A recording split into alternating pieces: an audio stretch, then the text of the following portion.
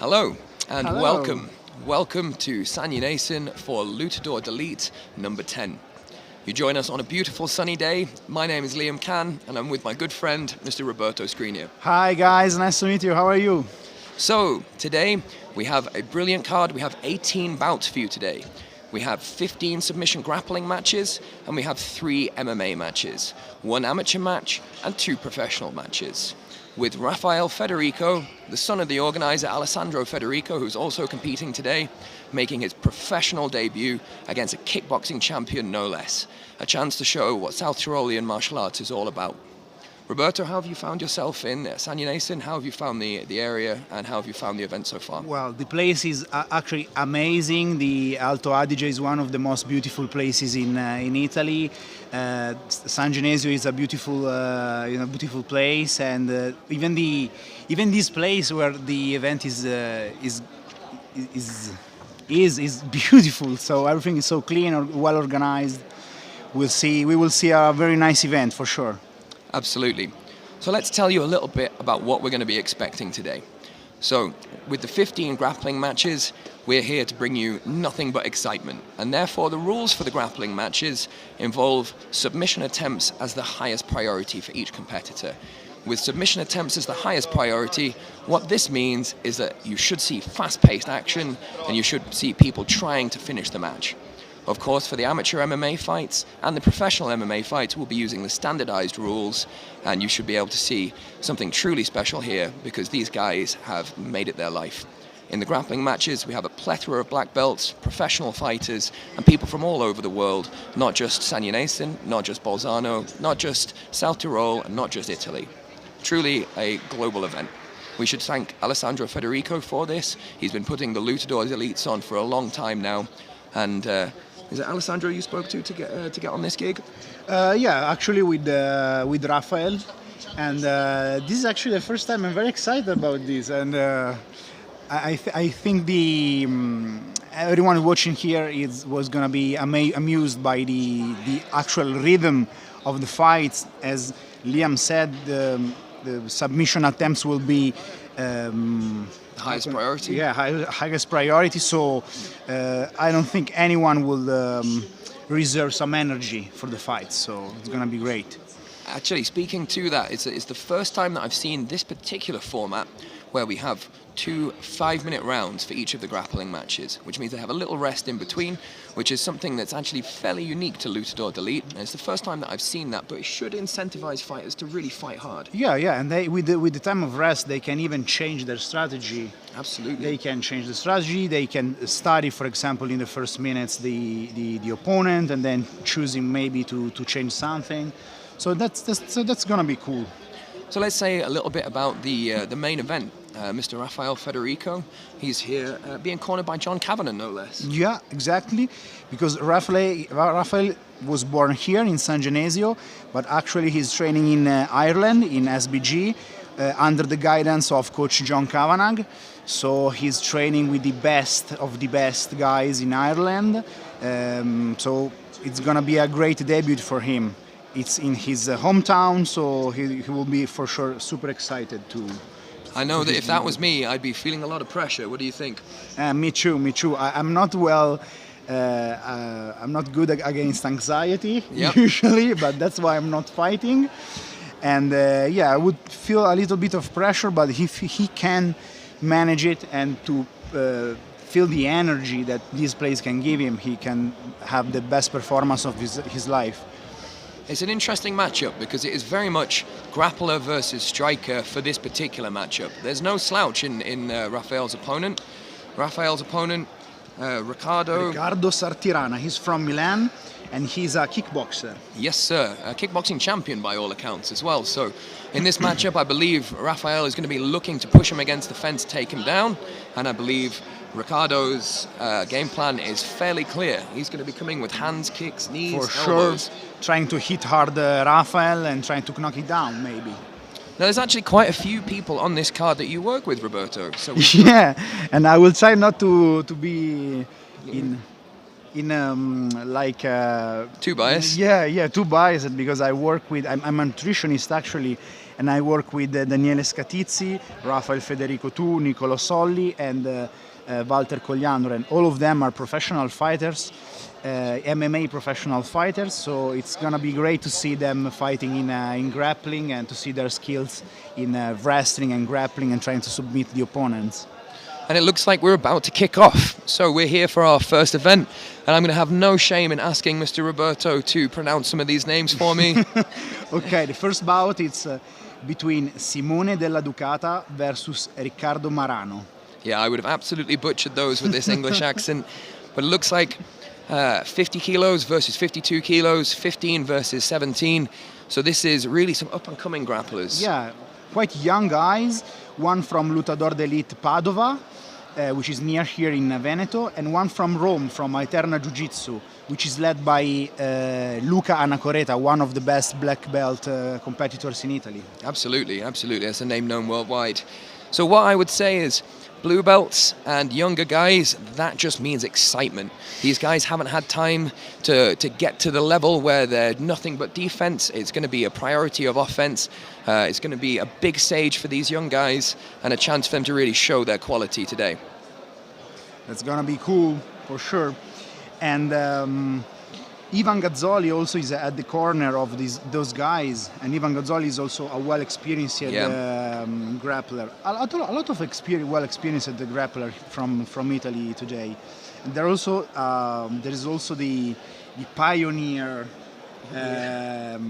match with Alex Federico, which is gonna be against Iron Mike Verginelli, one of the Pioneers.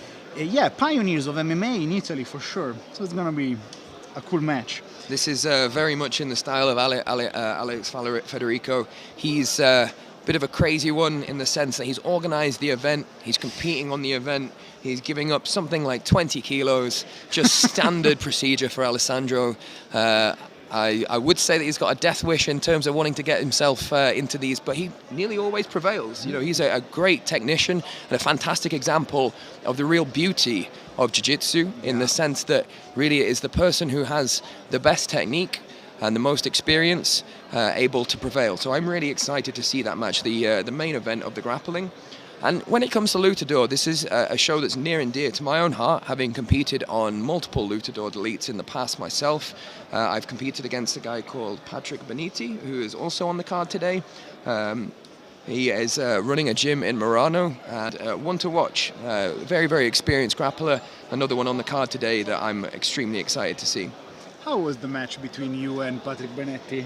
I don't want to say that I got lucky. It was a 15-minute match, and in the first 5.5 minutes, Patrick ragdolled me around like that scene from the Avengers where the Hulk moves Loki backwards and forwards, and then I just managed to catch a footlock. So I think if it was points, he'd be all over me by points, and then I caught a footlock off an escape, a bit of a cheeky one that is very, very underknown, but yeah, if it hadn't been for that, I think I would have been crushed into the floor and made into a human paste.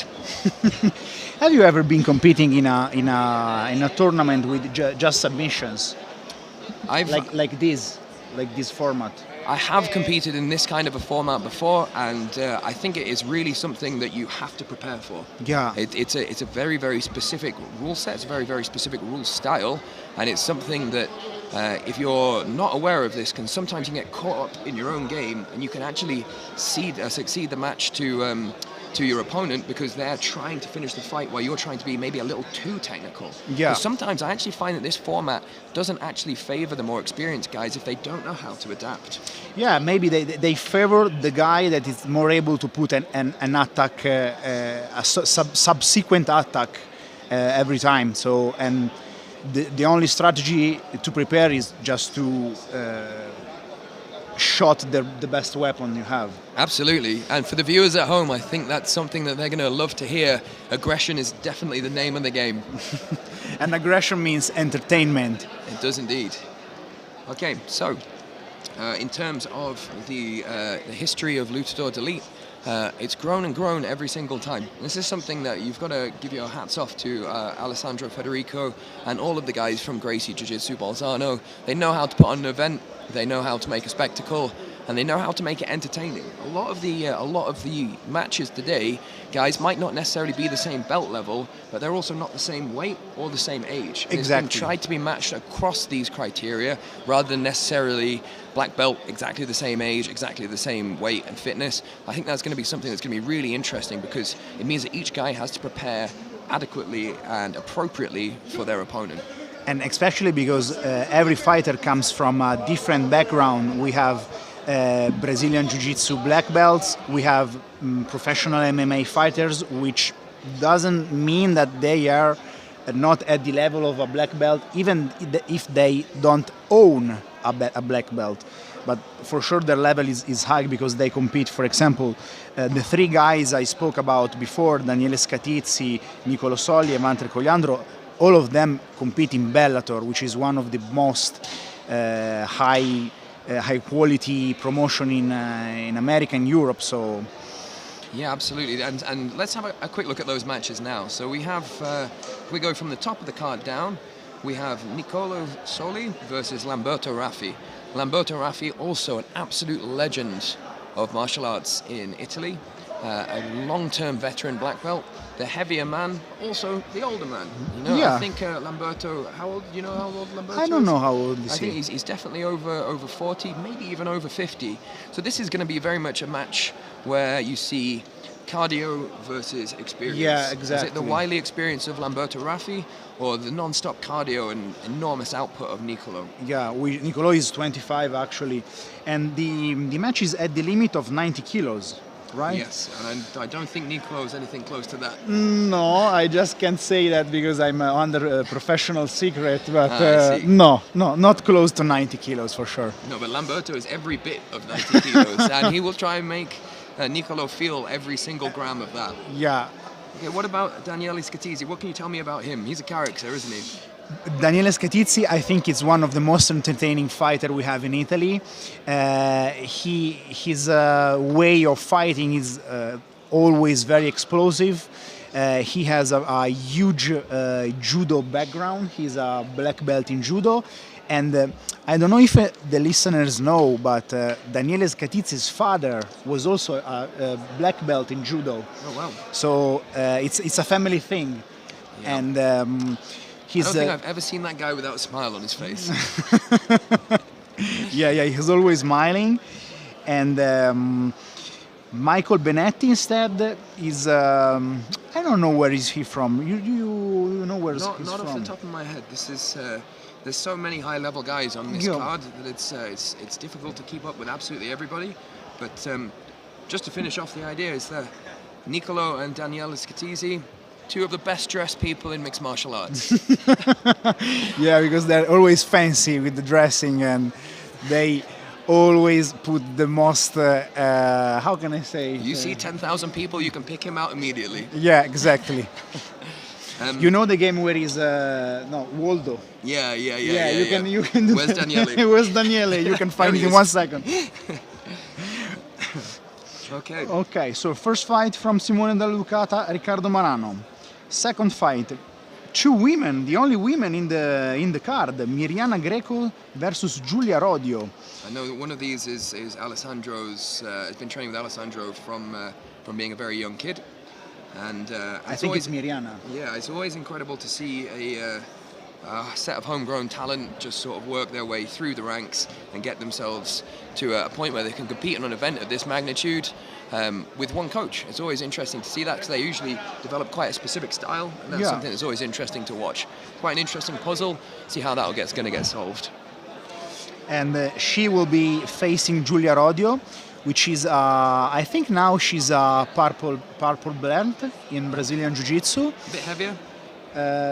Is she heavier? Just a little bit. Yeah, maybe, I don't know. You see the weight of the both the girls? Yeah, there was a tail of the tape before. She's a little bit heavier, but I think again, that's Alessandro's style.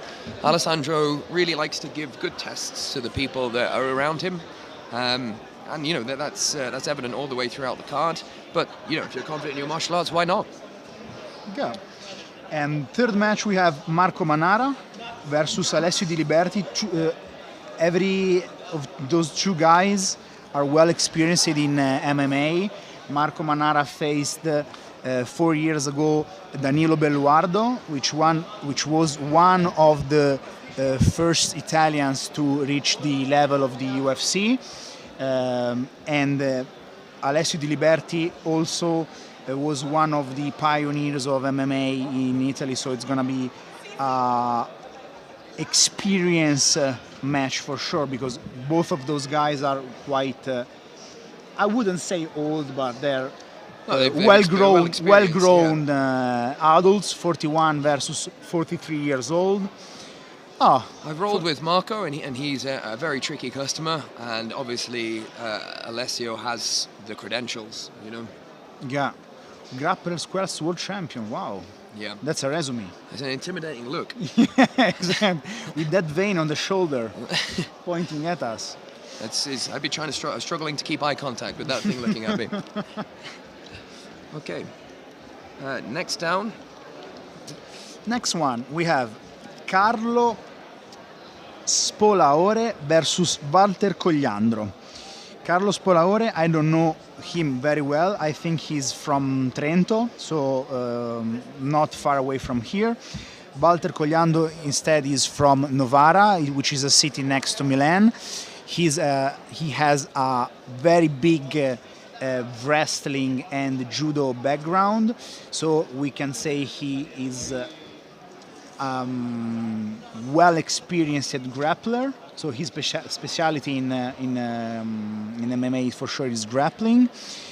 And Carlo Spolaore is an Italian champion, so it's gonna be Carlo say this for me again. Spolaore. Carlo, actually, he is a blue belt, and he's facing here a brown belt. Now, on paper, that could look like a mismatch. Yeah. However, Carlo, I spoke to him before this event, and recently he actually beat a black belt in competition, would you believe? Wow. Yeah, so what looks like on paper potentially a difficult matchup, you've got to understand that this guy Carlo has been absolutely tearing up the competition scene. He's been competing like a fiend, competing every weekend, and comes into this match very well prepared and looking to take another scalp. Yeah, the fifth match is between Joao, I'm sorry for pronouncing this way, Pedreneiras. We need a third commentator with Portuguese. Versus Emanuele Aschi. I don't know any of these guys. For sure, the first one is from or Portugal or I think from Brazil. He's 41, so a little bit difference of age between those two guys. Not much difference in weight. Joao Pedreneiras comes from MMA Eagles, and Emanuele Aschi from Crossfighting Academy. I spoke to Emmanuel before this bout as well, and he is actually got 10 years of experience. So once again, the way that people progress through the belts when they're younger is a little bit slower, and it's actually one of those things that you could have been training for 15 years. By the time you hit 16, started at 1 year old, being rolled around on the mat, and you still would only get yourself a blue belt at 16 because that's just the way that the rankings work. So again, one of those that on paper looks like a very difficult match, but will be exciting to see how Emmanuel handles the stage at 23 and how he handles a decorated opponent in Joao. Yeah, black belt. The sixth match is between Jan Gregoric versus William Raffi. What would you say about Jan Gregoric? I'm not intimately familiar with Jan Gregoric, but William Raffi is the son of Lamberto Raffi, who is competing against Nico later down the line, and both of these guys have a very storied history here. William Raffi with a much more wrestling-heavy style, judo-heavy style, a lot more in terms of the pressure type of game. Strong as an ox. I've seen him compete before, and a handful for anyone, regardless of belt, experience, weight, age. Just one of those that have been training since he was a very young lad. Jan Gregoric, we're seeing here the heavier man, the leaner man, and the taller man. Yeah, so that should be a fantastic match. All I know is that William Raffi is a handful for anyone. I'm glad I'm not sharing the cage with him. Seventh match is between Orion Lombardi versus Matteo Patrone. Orion Lombardi comes from a city next to Rome, and Matteo Patrone comes from Genova. He trains at Luta Livre Italia, Genova, and actually Matteo is a lawyer, and now he lives in UK, in an island I can't remember the name, which is very next to Normandy. With the S. You're making me look bad. Geography is not my... island with the S. Okay. Yeah, and I'm a black belt in martial arts, not in maps. Me neither. So both of the guys are they're thinking Guernsey or the Channel Islands. I mean, yeah, France. Well, next to in the middle of the sea. So I've been working with Matteo Patrone nutritionally a few times ago. He is a well experienced grappler. I think he's been training for like decades now. So he's really experienced and he's very used to fighting in this kind of event. He often gets calls or matches like this, for example, in other events, and so it's gonna be funny to see how he's gonna manage Orion Lombardi. I'm really excited for this match. Two black belts, similar size and weight, locking horns, and you said he was a lawyer? Yeah, he is. Yeah, I think one thing that people don't think about at the higher end of martial arts is, yeah, you can be an athlete, yeah, you can be strong, but sometimes it's about this. Yeah, most of the time it's about brain and planning. Absolutely. Especially when you have a match like this. So maybe you can study your opponent, so you can put up a strategy. And when the fight is just submission, they are from Genova. They are particularly good leg lockers. So we look like we're actually about to kick off here, and our ring announcer is going to welcome everybody to the event, and I'm going to pass it over to him.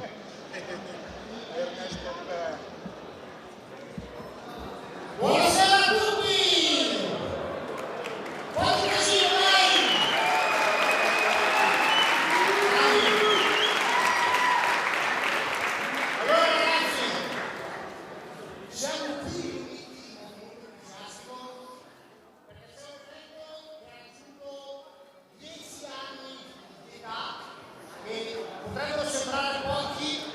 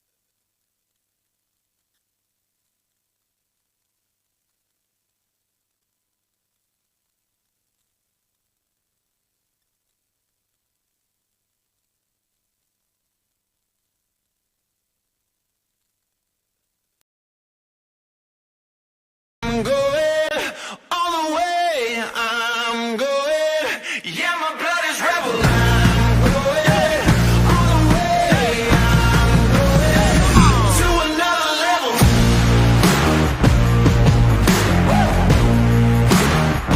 To another level.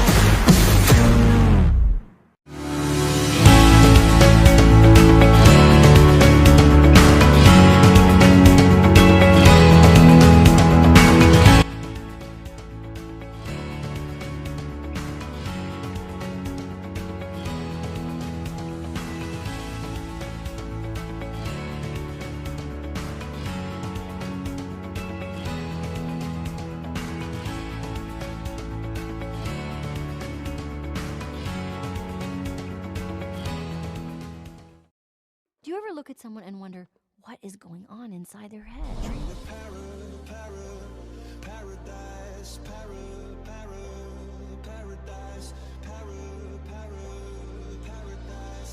Every time she closed her eyes.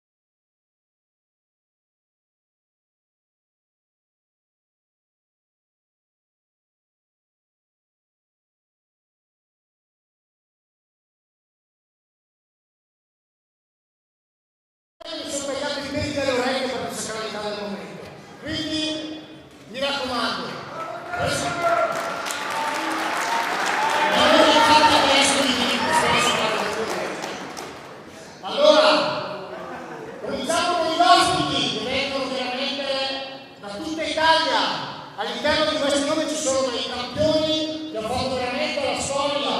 Poi quando ne chiamerò uno o due in particolare, vi citerò un paio di eventi che ormai si nascondono nella storia dei 20 o dei 30 anni della pratica delle arti marziali miste e del jiu-jitsu d'Italia.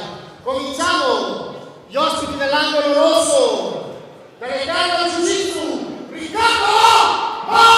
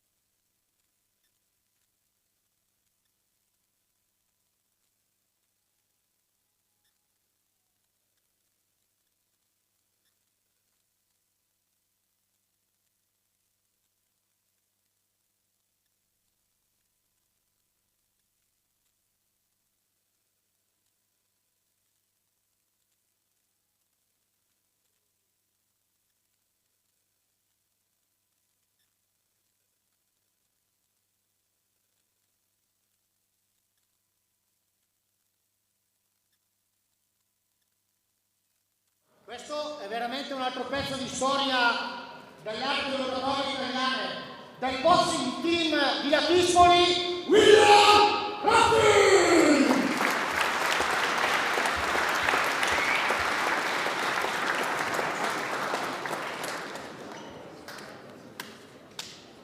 Mi è stato chiesto di non usare nickname stasera, però è più forte di me, non ce la faccio.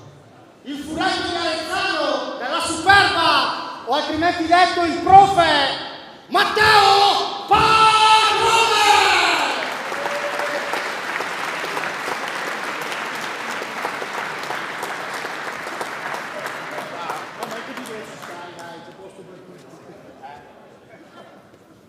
Della mezza di Livorno, grande campione, Michael Benetti!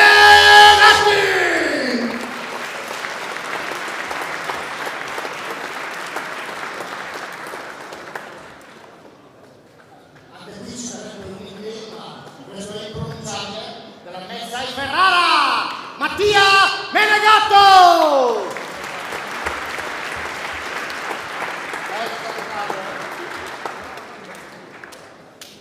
Adesso, nella parte dell'angolo rosso, l'unico atleta che lotterà in un incontro col chi. Tutti i ragazzi qua fanno MMA o lotta no gi. No gi perché non indossano il kimono. Anche lui veramente conosciuto in tutta Italia per essere un grande campione e dall'umiltà incredibile. Mezza Ferrara, Matteo Menna!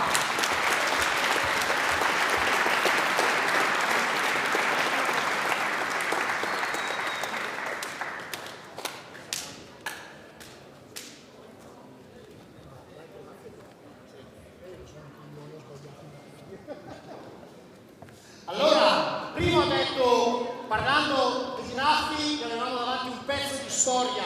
In realtà lui è il figlio, il pezzo di storia sono qua, è un campione anche il figlio, ma il pezzo di storia, concedimi, ad ora è tuo padre, sempre del boxing team Latispoli, Lamberto Raffi!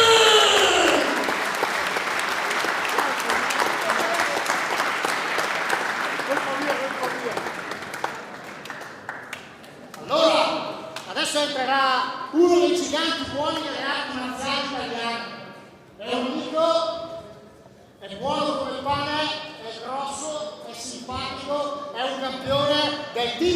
casale, Giuseppe Saviano! E alla panza adesso!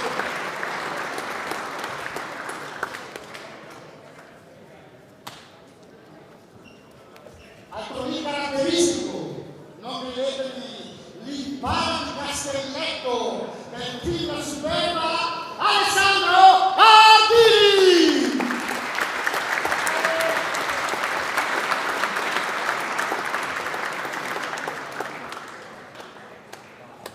Adesso passiamo ad altre stanze importanti.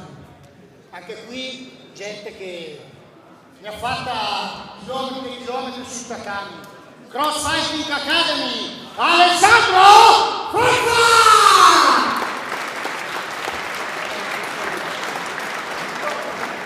Spassa. Allora, prima quando sono andato a controllare quegli eventi, soprattutto i pronti, a questa persona ho detto 30 anni fa in un evento del MMA a Brescia mia moglie sparava sui tuoi addominali. La cosa mi ha ferito dentro, io non ho ancora gli addominali, lui sì.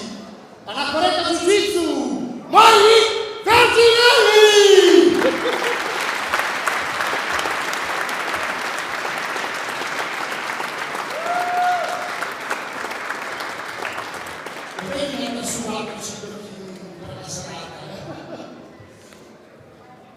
Adesso due atleti invece che faranno sicuramente MMA, team prezioso Unanis, Lorenzo Prezioso!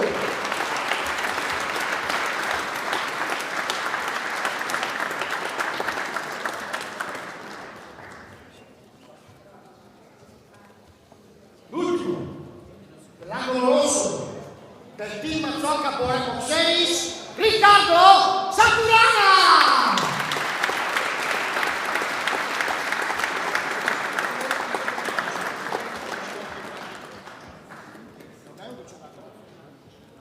Datemi un secondo e iniziamo a chiamare i ragazzi del blu.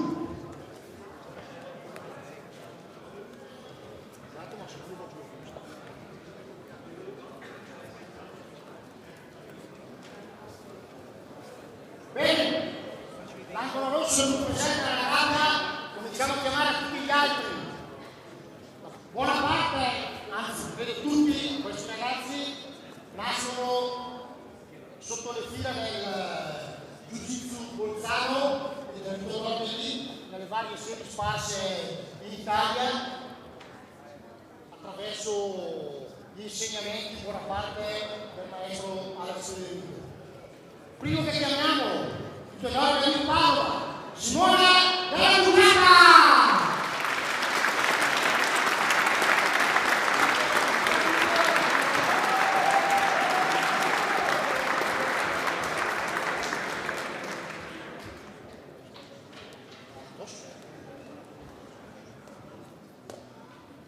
Lutador di Bolzano, l'altra girls, Viviana Greco!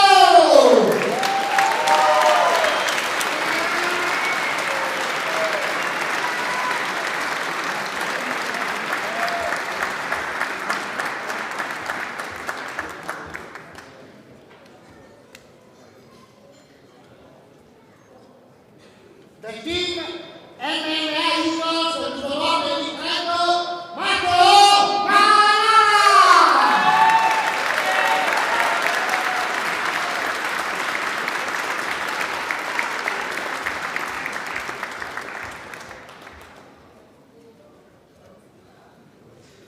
Dai Marco, mi sei fuori, su!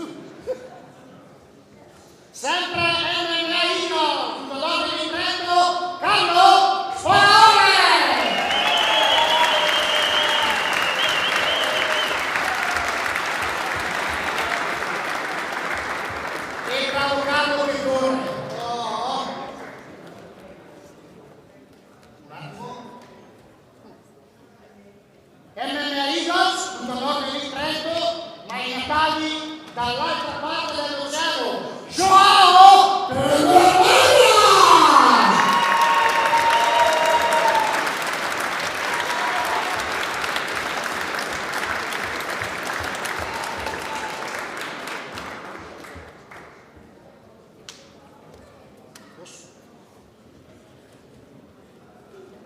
Spostiamo su altre latitudini. Lutador di Slovenia, Jan Dragovic.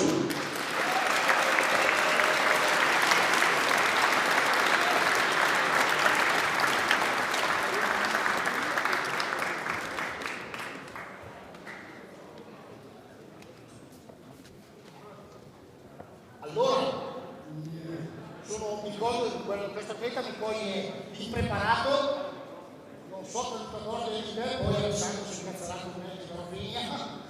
Onani Napoli, Orlo, Lombardi!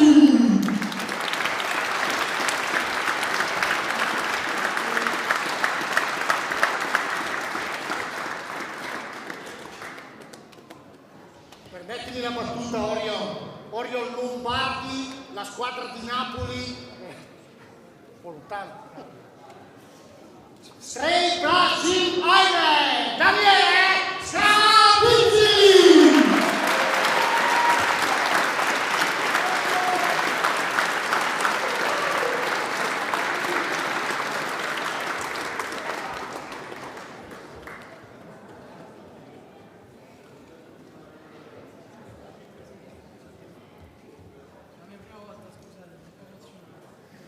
Belle le calze rosa, complimenti. Allora, Arpenaia di Merano, Lutador di Merano, Patti Benetti!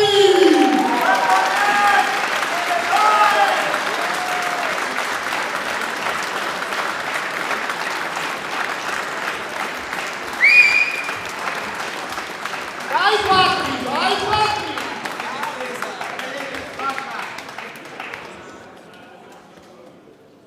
Anche qua, Lutador di Trento, Manapani Carioca, Vinicius del Pozzetto!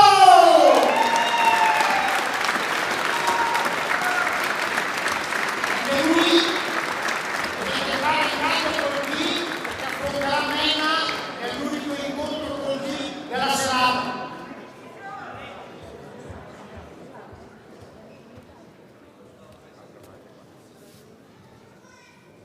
Sempre dalla Straight Brazil Island, Niccolò Salvi!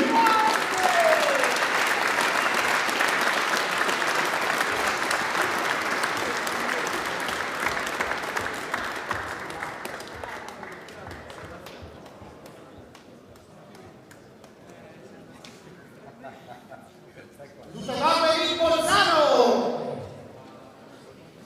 Potrei raccontare, l'ho visto pochi mesi fa, ma io sono distrutto, non lotto più, mi fa male l'anca. Simon Norman!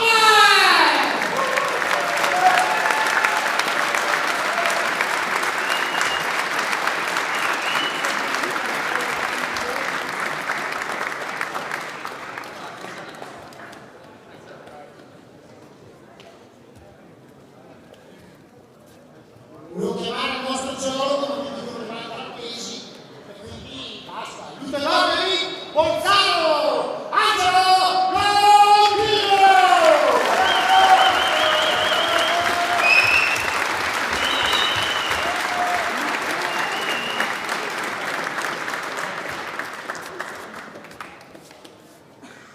Allora, per dimensioni e per attitudine lo chiamiamo di solito il caprone bolzanino, Mirko Garelli!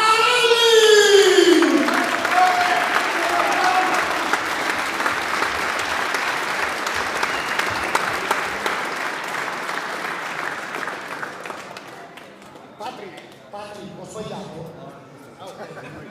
Io ricordo il mio evento, ha lanciato gente in ogni dove. Allora, adesso credo che sia un piacere per tutti, per me in modo particolare, il fondatore di tutto questo, Alex della Bergamo, Bergamo,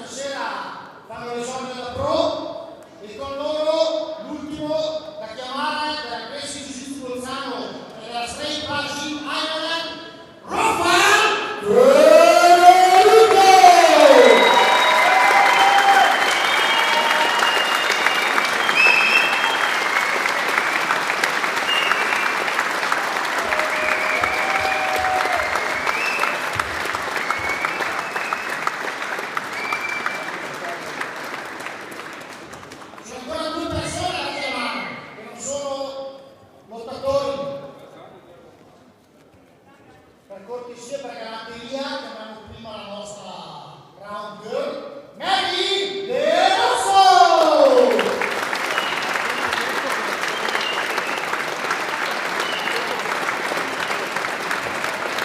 Il nostro arbitro ufficiale, arbitro d'allenamento, Mary Bolletta!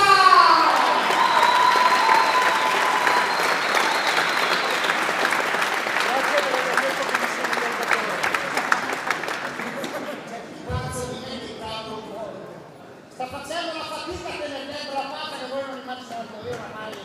Allora ragazzi, il contest del miglior calzino ce l'hanno lui e chi era l'altro? E Raffaele. Voteremo alla fine. Grazie e buonanotte a tutti. Os!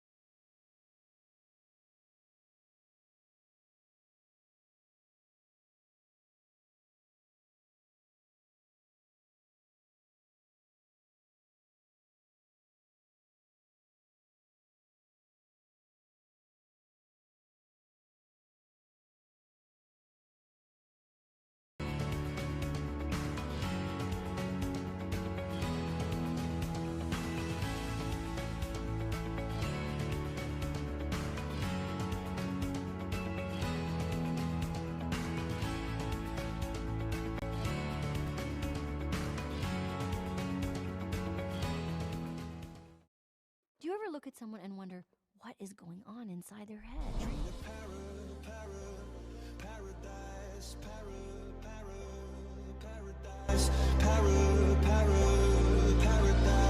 Every time she closed her eyes.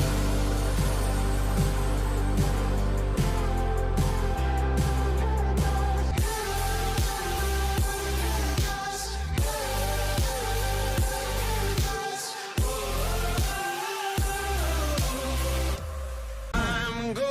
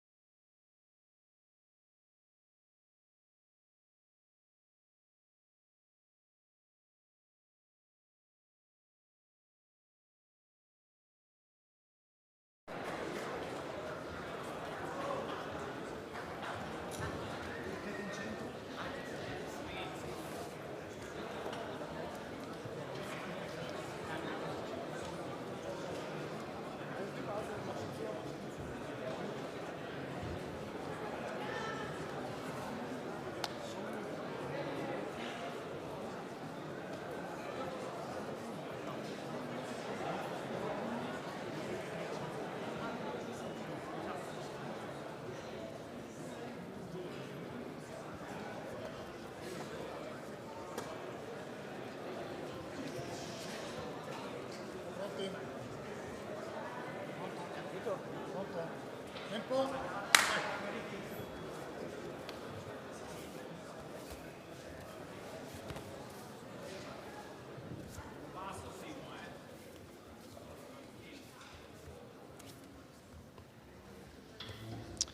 Okay, guys, we're underway. Okay, here we go for the first match between Simone della Ducata and Riccardo Marano. Your referee for today? Is Kevin Moyetta. So it's Riccardo that's pulled guard, I believe. Yeah. With Simone trying to find a way to pass the guard and studying the opponent. A little bit of a feeling out process with some outside passing, but Riccardo being the more aggressive, trying to close the distance. I remember to the audience that the guys have 2 minutes, 2 rounds of 5 minutes, so maybe they don't want to push hard for the first round and maybe see what happens in the second round. Absolutely, and with submission attempts being of primary importance here, engaging into a guard player is sometimes something that can be a little bit difficult until you figured out exactly what type of a guard they're going to play. I think Riccardo just wants an engagement here, doesn't he? Yeah. It's not even trying to actively pass the guard, and he pulls guard. So that technically is a sweep. So we see Riccardo get his engagement and go straight into a good attempt at a knee cut. I think he might have this, you know. Deep underhook, tight waist, and there we go. A great regard, looking for the back.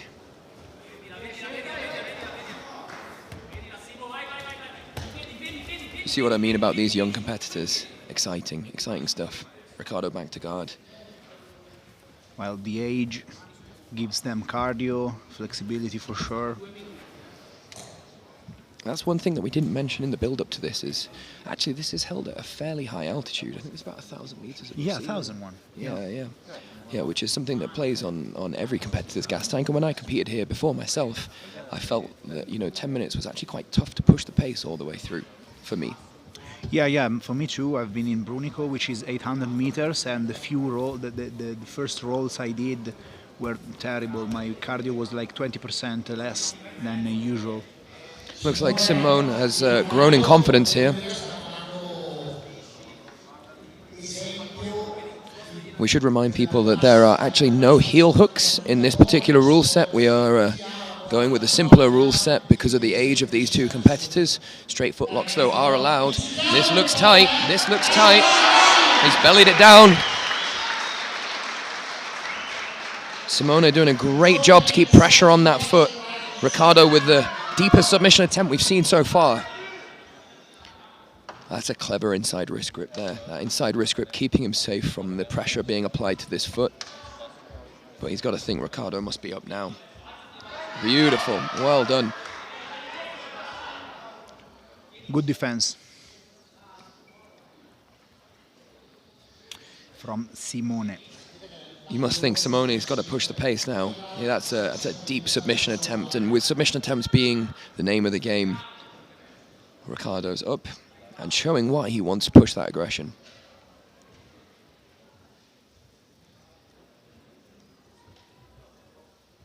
I must say, Roberto, I must commend the bravery of these guys. The young lads, quite a big event. Yeah. Altitude, and going out there to compete in the audience. Nothing happening before them. They're the ones at the very, very beginning of the event. So no sort of experience, no watching it, just straight in. I think it's gonna be a great experience for them in the future, and it's gonna be great to see how they behave. They don't seem that emotional. No, you'd say that these guys are experienced, and they're sweeping each other back and forth here. Riccardo swept to top, Simone right back, and he's going straight for that straight foot lock again. Simone on top, trying to keep weight on the foot.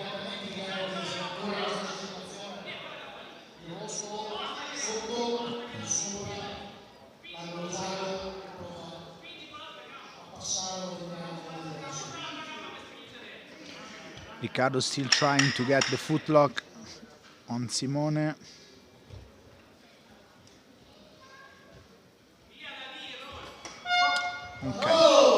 And that's the first round complete.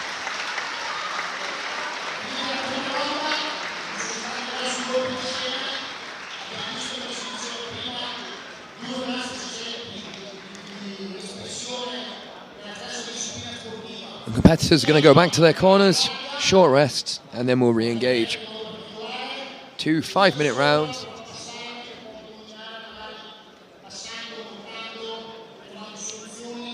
I think Riccardo showing his experience here.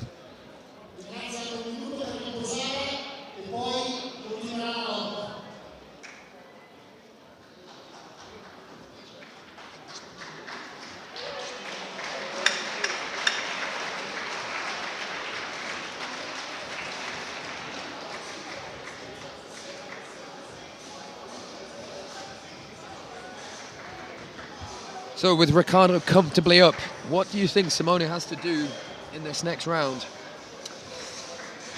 I would pass the guard and try to maybe get a choke, because as we saw in the previous round, the guy was able to defend the leg lock. So maybe I'll try to go for the headlock or something like that, or maybe a upper body submission.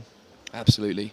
And with this type of guard, perhaps maybe a rolling Kimura, perhaps a footlock of his own. Yeah, exactly. And I was thinking about like a knee cut type of pass that was previously shown by the guy, which defense wasn't, at least to me, proper. Lovely, lovely work. Lovely sweep and a pass off it. Athletic. And straight to mount, straight to mount. Riccardo making statements at the beginning of this round.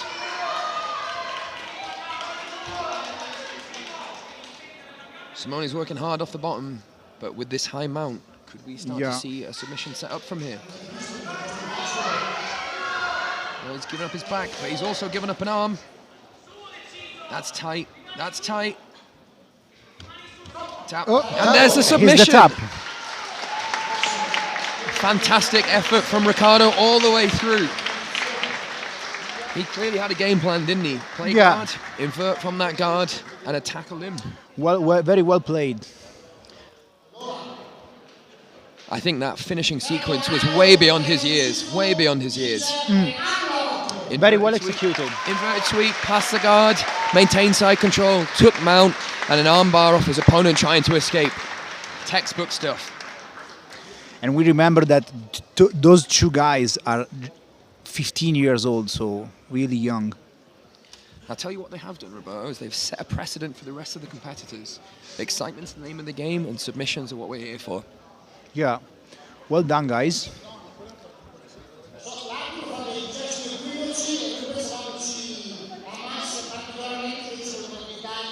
Simone is holding his elbow. I hope he's okay. Brilliant performance, guys. Brilliant performance. What a way to start the show, Roberto. So, what do we have next? We have next the women grappling fight between Miriana Greco and Giulia Rodio. And this is where the rule sets come into full effect. Now we can see smothers. Now we can see heel hooks.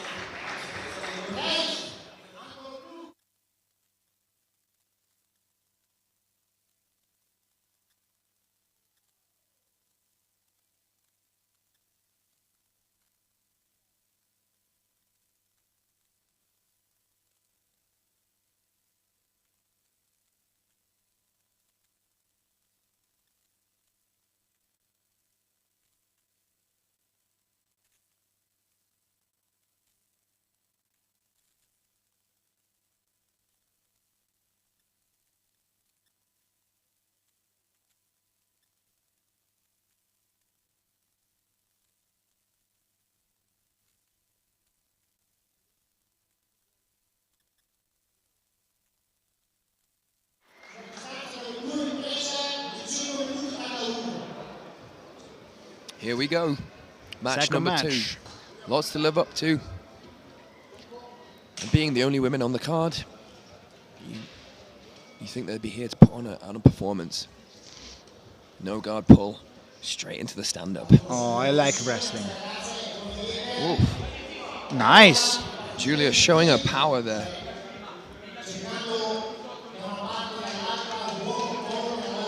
Starting a pressure game early. Mirana managed to recover her guard pretty quickly. Straight into the action. Let's see if Giulia will be able to open the guard. Yeah, here's the sweep. Lovely sweep. Oh, Nice. She's on the nice. arm straight away.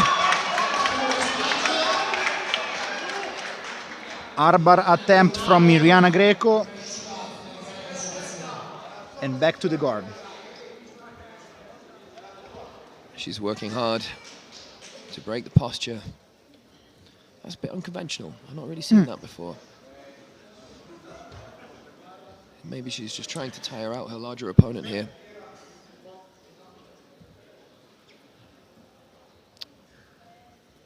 What's happened here? Maybe a contact lens or something in the eye of Giulia. Yeah, contact lens. I don't know how this guy can compete with contact lens. I wear glasses and I'm not able to train with contact lens. The first pressure that my lens get out of my eye. Okay, that's really, really interesting. That's really interesting. I never thought about that sort of thing. Okay, straight back to it. Straight back to working from guard. That's a tight guard. Okay, Giulia's technique to open the guard is standing.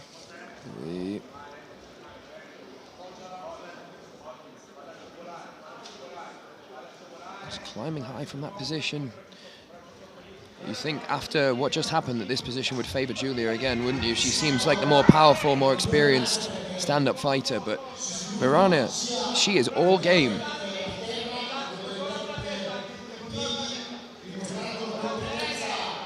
How do you think the cage impacts the dynamic of these particular bouts, Roberto?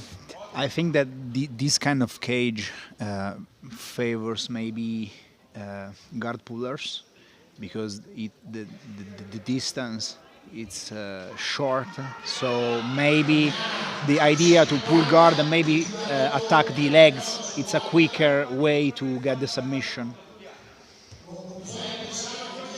I'm really personally looking forward to seeing how the MMA fighters favor in this. Giulia looks so strong, doesn't she? As Mirana is climbing that guard up, she's looking for some sort of upper body high guard submission. You know, and Giulia's just demonstrating that strength, posturing up with no problem. She's in on straight footlock. She's in on the straight footlock here. Oh, no problem for Mirana. She's got that body lock. She's chasing the back. She gets top position. Wild scrambles here. And Giulia looks like she's starting to fatigue a little bit already. Yeah, it seemed to me. I mean, you can't be standing there pulling somebody from close guard off the floor on a deadlift like that and expect to keep that going for a full 10 minutes. Lovely pass. Actually chose to step back into half guard here and keep that pressure. She's got an arm triangle grip, which I think is what she's trying to work here, right? Yeah. Let's see if she will be able to take the knee out. She needs to be able to fold that knee, but it's hard to do. I would try to go full mount from there. If she takes that left hand, if she keeps a strong shoulder pressure, left hand to that thigh, she might be able to pressure into a three-quarter mount or a mount scenario here. Nice armbar Gone for the armbar. Giulia locks her hand. Tell you what, Mirana's making Giulia work hard here. And back to close guard. I think we can see the game plan from Mirana. Work from close guard when available. Climb high, hang on her opponent, tire her out. We have at least two submission attempts for Mirjana and one for Giulia Rodio.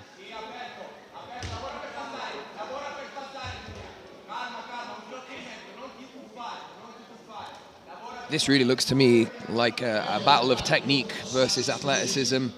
Not that Giulia's not showing great technique here, but Mirana's really showing an answer for most things, keeping herself safe. She's obviously more experienced at this altitude as well, because this is her home gym. Yeah. Oh, almost like a bit of a rest for the crowd there after so much action. Trying to sweep, was able, almost full mount. Unbelievable scenes. And she's going for the arm again. Armbar She's again. on the arm. Oh, Julia pulls out, but wow. Straight into, into the heel hook. And the toe hold. The toe hold. She's got to roll out of that one. 10 seconds. All action, non-stop. Nice attempts by the two athletes. It's the third armbar attempt.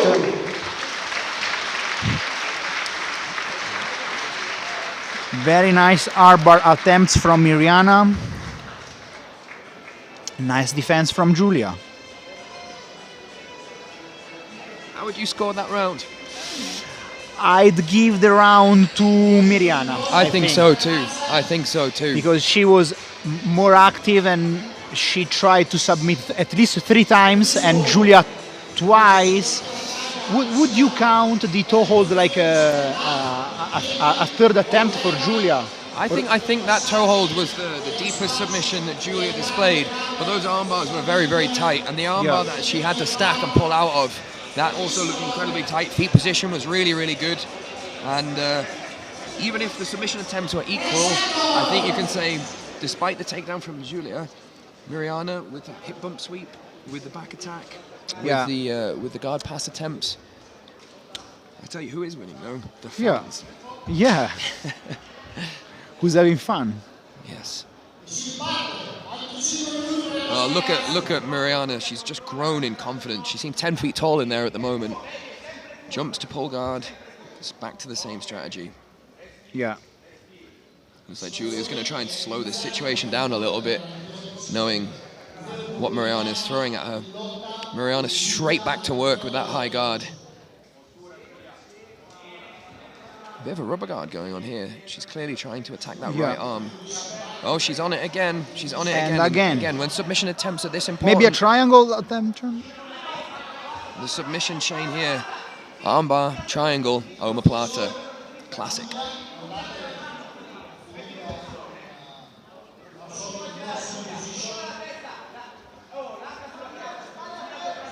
Almost north-south position. Oh, she's got the Kimura. Oh, Kimura, nice. Oh my God, that's so deep.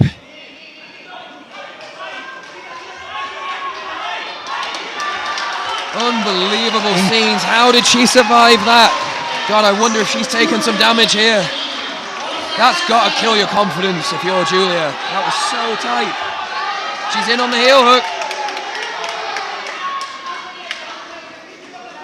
Incredible how Mirjana was able to resist that Kimura. That's some adversity. The mobility of the women always surprised me. Did she take some damage though? That's the question. Did she take some damage?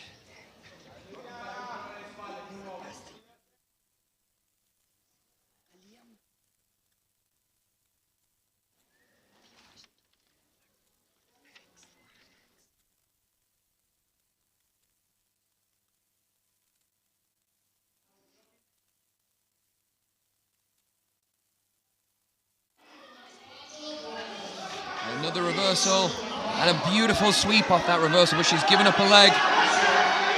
This heel hook straight footlock. She's trying to belly down it. There is just no quit in Mirjana.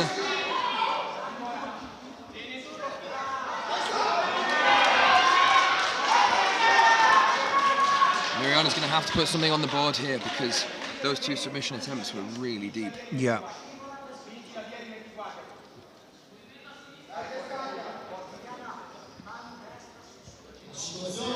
It's a nice leg drag position.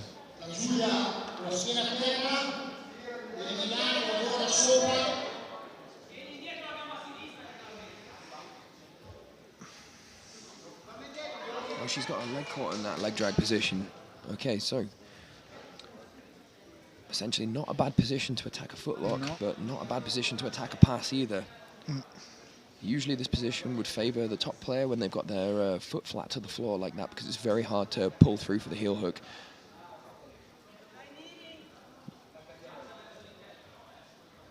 Needs to be careful posturing up here and giving up the leg. Yeah, yeah. she's absolutely crushing her from this position.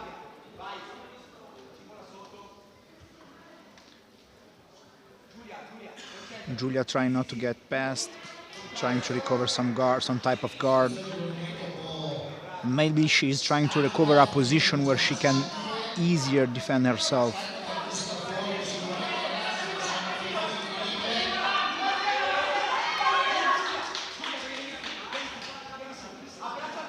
What a pace this match has been. What a pace.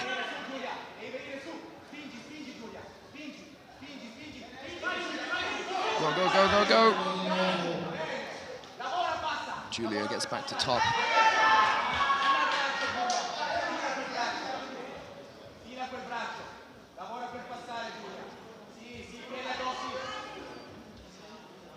Giulia goes for the leg lock. Yeah, absolutely. She's looking to break the legs apart and find a traditional 411 saddle position. Giulia switches to north-south. There's all sorts of available options here for Mirjana on top. How would you call this? Like a donkey guard? Yeah, so this is a kind of a style that Jeff Glover has been using, Lachlan Giles as well. You've got a lot of knee bars and toe holds available if you understand the position from here, and it looks like Mirjana's going for just that. She's trying to collect a leg here. And there's a toe hold available here if she knows what she's doing. 10 seconds left on the match.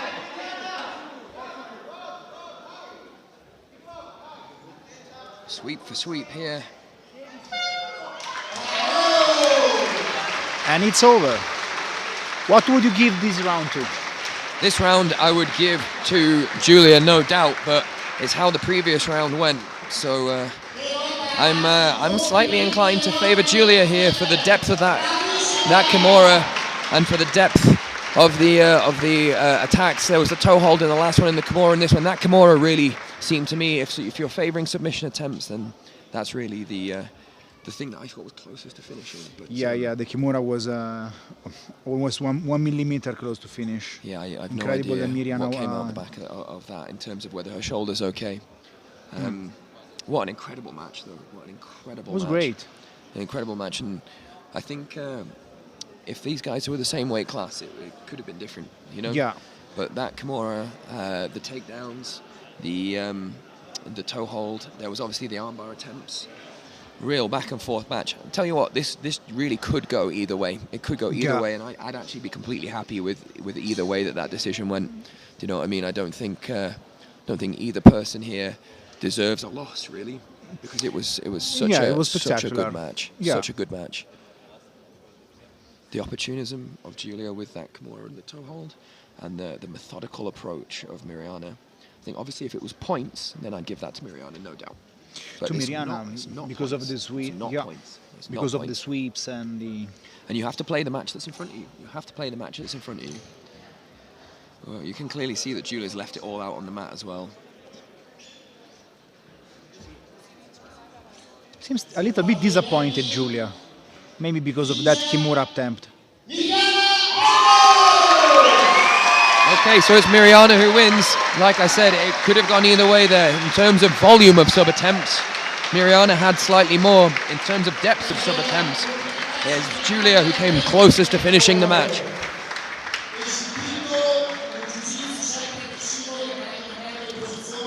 And that's the thing.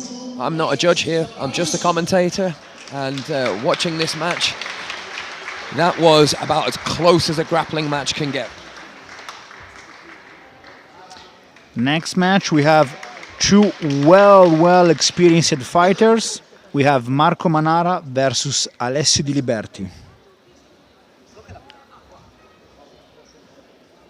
Wow. I feel like I've watched 10 fights already with the amount of action that's happened.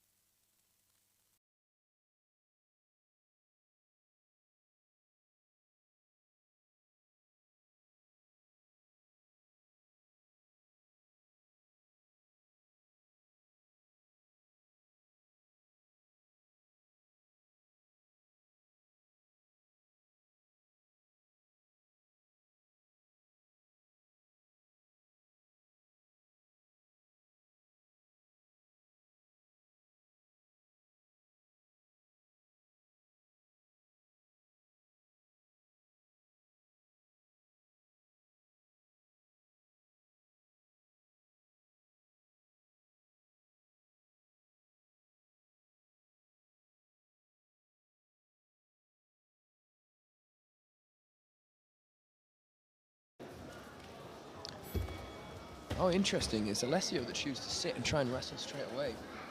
And he's swept straight off the mat. Heavy pressure from the top.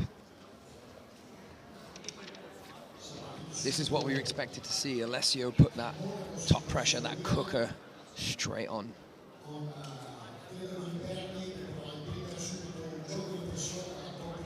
Well, he's trying to clear the knee line here. He's bailed on that knee line for upper body grips. I think that's a little bit of a mistake. He's so athletic. Well, quite athletic pass from Alessio. It's a pace to keep at this altitude and this age. He's actually in on the legs though at the moment, so he's in on a saddle position. But it really looks like Marco recognizes what's happening. Saddle position is something that you could be using to attack a leg lock, and Marco's managed to reverse it to try and attack the back, but it's reversed straight back by Alessio. And this is incredibly dangerous. Ooh, there we go. There we go. It's over just like that. The Grappler's Quest champion puts a name on the mat and takes it out of the judge's hands. Beautiful knee bar.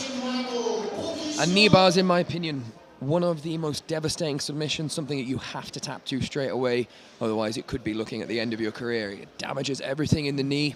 That's one of the most brutal submissions that you're ever going to see. And Marco does the right thing in tapping out straight away. Looked like a fantastic game plan. You saw Alessio pass the guard and then go back for the legs. Really interesting. Once he cleared the knee line, that looked to me like he'd planned that all along. I wouldn't be surprised if that's one of his favorite techniques, you know. You think he planned? Yeah, if you saw, he passed the knee line, he gave up control of the head, which is something very, very rare to do when you pass the guard. Yeah, exactly, that's true. And then once he was actually past the knee line, looked like he just popped his leg back into that 411 position.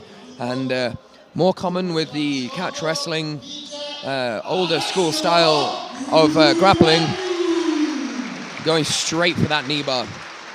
You know, interesting that he chose a knee bar and not a heel hook there. Yeah, and he was able to do the knee bar to the knee that wasn't locked between his legs. It was the other one. Yeah, so this is a really, really interesting choice, because when it comes to heel hooks versus knee bars, you tend to see older school guys favor the knee bars and new school guys favor the heel hooks. And there's no way that a black belt of Alessandro Federico's is not familiar with heel hooks. What do you think it's more difficult to execute, like a knee bar or a heel hook?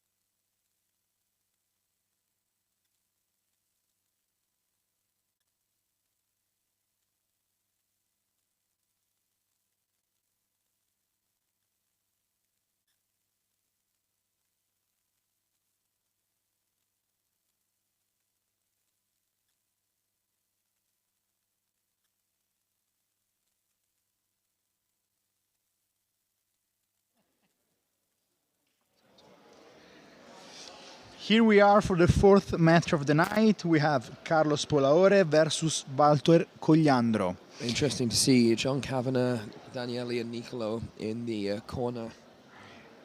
And in the opposing corner, we have Ivan Tomasetti. Yeah. Yeah, so I expect a technical masterclass here. Jiu-Jitsu versus MMA, even if the MMA fighter is a higher ranked Jiu-Jitsu guy.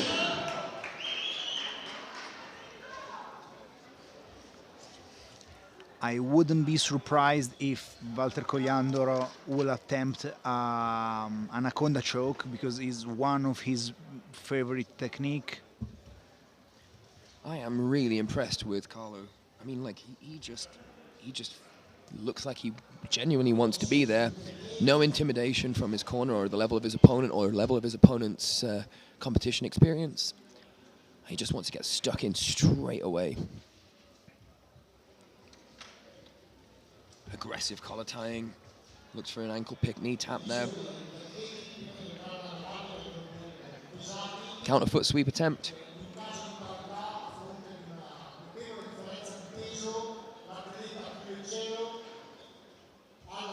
I think both of these guys want to be on top. Yeah. Watch the curse of the commentator now. One of them's just going to pull guard. But it's cool to see how they will try to solve the wrestling of the opponent. Both of them wearing knee sleeves. Looks like we've got one complete fighter between the two of them.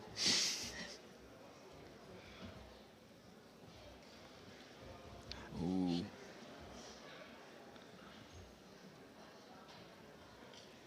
Of course, if a submission attempt has got no depth to it, then it's not scored. So front headlocks, for example, that's not going to score.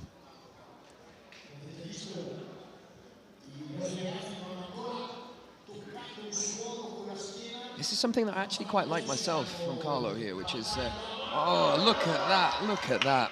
Nice attempt. Yeah, sneaky, really sneaky.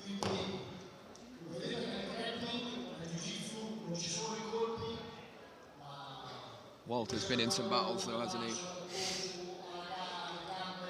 Cool, calm and collected.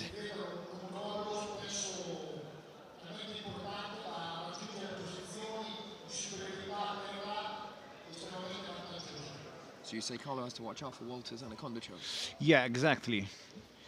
Because as you see before, Walter was trying to grab his head, maybe dragging down, then maybe taking the back. But I know Walter's favorite technique is anaconda, and when he executes that, it's really tough to get out. That's interesting because Carlo dropping down to his knees there is actually something that he could be vulnerable to. You know, so anaconda is one of the only submissions that you can actually set up from the feet. You know, it's unlike a flying triangle or... he's actually lost position off that foot sweep. Walter's quite happy to settle in on top here. We're looking for another hip bump.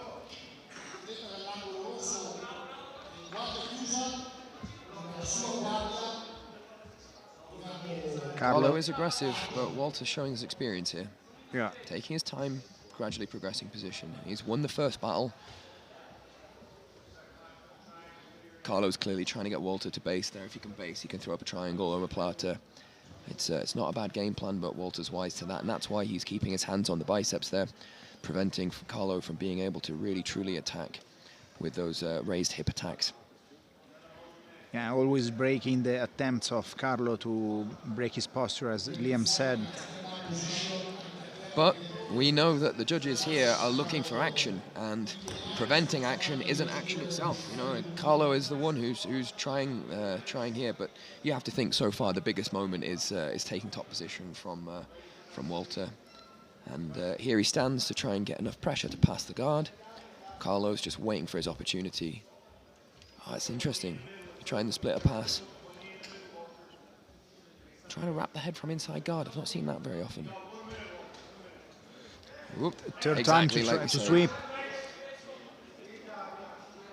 Dynamic, aren't they? Yeah. Have a half guard from Carlo.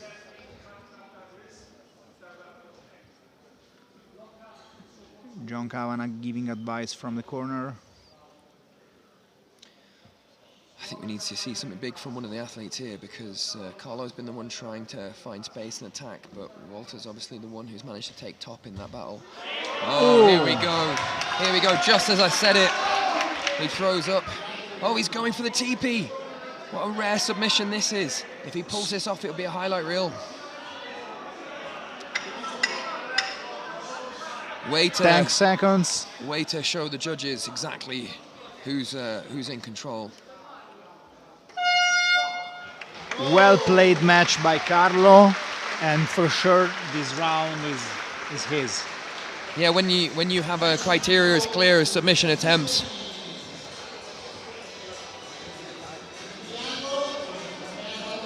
Carlo put a stamp on that round at the end for what was essentially a very close round, and Walter working his way through the positions, and Carlo managed to finally get something off with the initial off balance to the attack. And that's what I really liked about what Carlo did. He didn't initially go for an attack, he went for an off balance first and then went for an attack. It shows a lot of respect to his opponent Walter, and not expecting him to be able to be caught in something basic. It needs to be set up correctly first.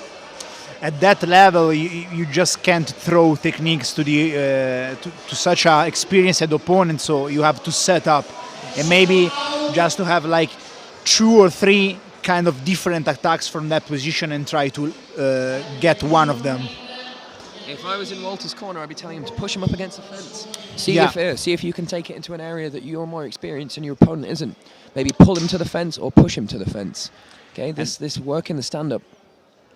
And I would tell him also to accelerate a little bit the fight, because the first round it's not his, and now he has to at least try 2 submission attempts. Absolutely. Tell you what, I can see why Carlo has taken out a black belt in his past. What a dynamic youngster we've got on our hands here.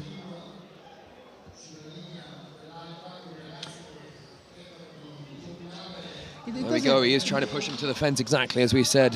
That's a clever switch in game plan. And you see the intelligence of Carlo to take the center of the octagon again. Took the center of the cage in a way that meant that Walter has to push for the maximum amount to get him to the fence, and Carlo can react in the right time. That's again, it's intelligent game planning from the youngster. I'm actually very, very impressed so far. TP attempt to a triangle. He's doing great. Push him against the fence if that's what Walter's been told in the corner. Second sweep. Look at this, and he's straight on the armbar. Oh, he's got it! He's got it! Unbelievable scenes! Out of nowhere! That was fast. Out of nowhere! I'm very, very impressed about this action. Sweep, side control, and then straight into armbar. All within 3 seconds. It was like the fly getting caught in the web, and the spider was straight on him.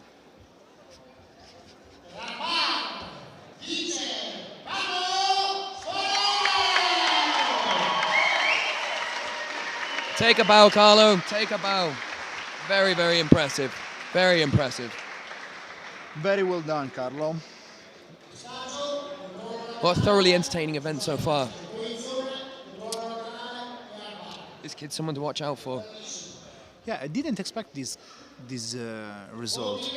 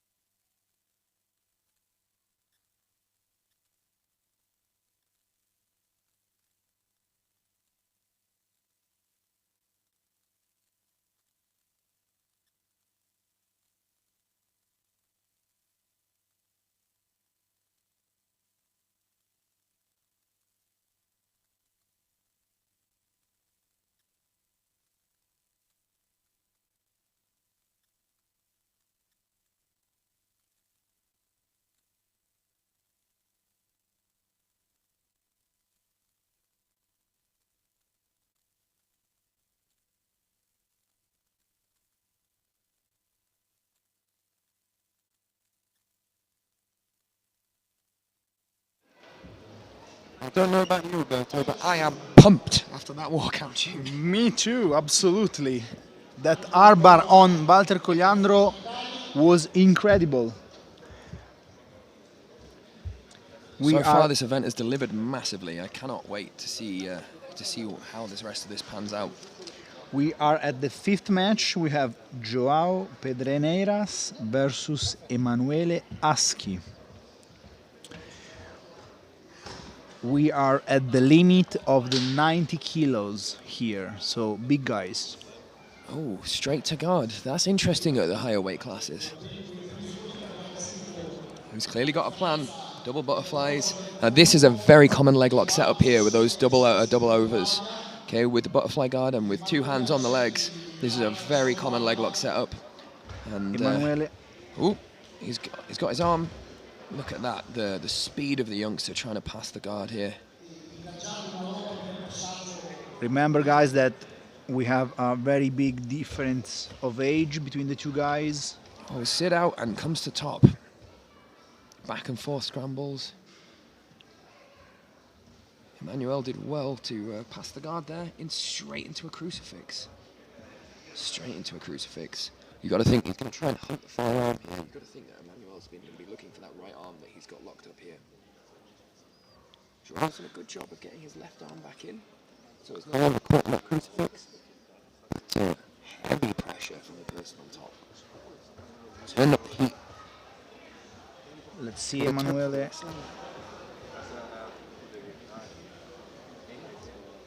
Let's see if Emanuele will be able to take the back. No hooksing. Oh, I can't quite see how deep that is.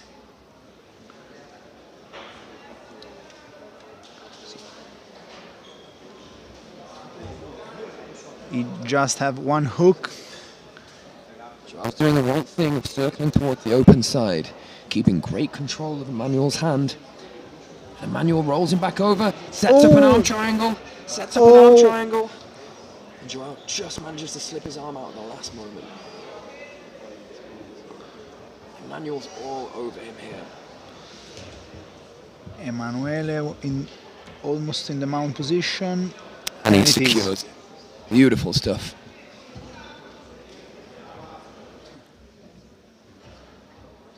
He's doing very well to handle his more experienced opponent here, isn't he? A lot. Putting pressure. Let's see how he will decide to submit the opponent. That's clever as well. He tried to isolate an arm. Joao hid the arm, and then he found it again. That armbar's there. There we go again, another armbar. This is the armbar night. Fantastic performance from Emmanuel. That, my friends, is good jiu-jitsu. Top position, crush, smash, pass the guard, try to take the back, submission attempts. He really progressed up the chain, progressed up the ladder, and then reached the peak.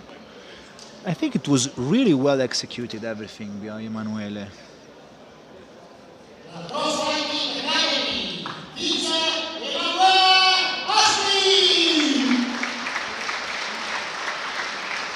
And what was he say? Just because he's a blue belt, don't sleep on him. Exactly. That shows you how these matches are made, that the belt level, not everything when it comes to jiu-jitsu. Yeah, exactly. Because in jiu-jitsu sometimes the level of the belt doesn't completely shows the real skills of the fighter. He doesn't tell the full story, that's for sure. And Emmanuel here came to give us all an upset, and he did that. He did that, and he did that well. It's the first round that he got that submission in against an experienced guy. That is no slouch there. Fantastic work.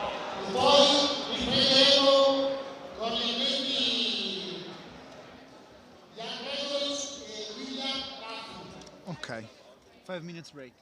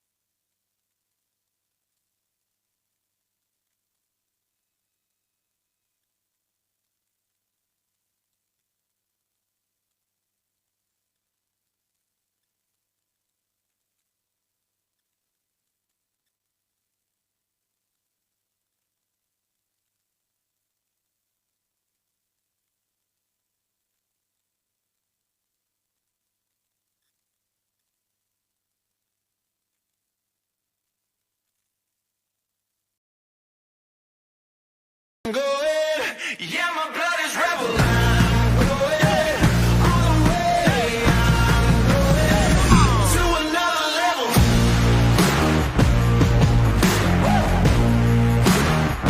To another level.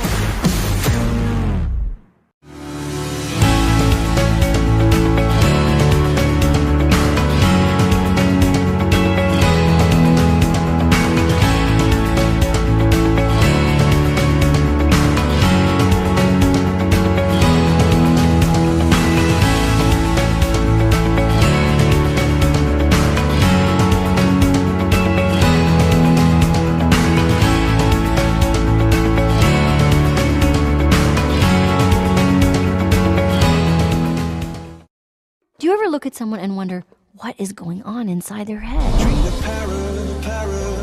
Paradise, paradise.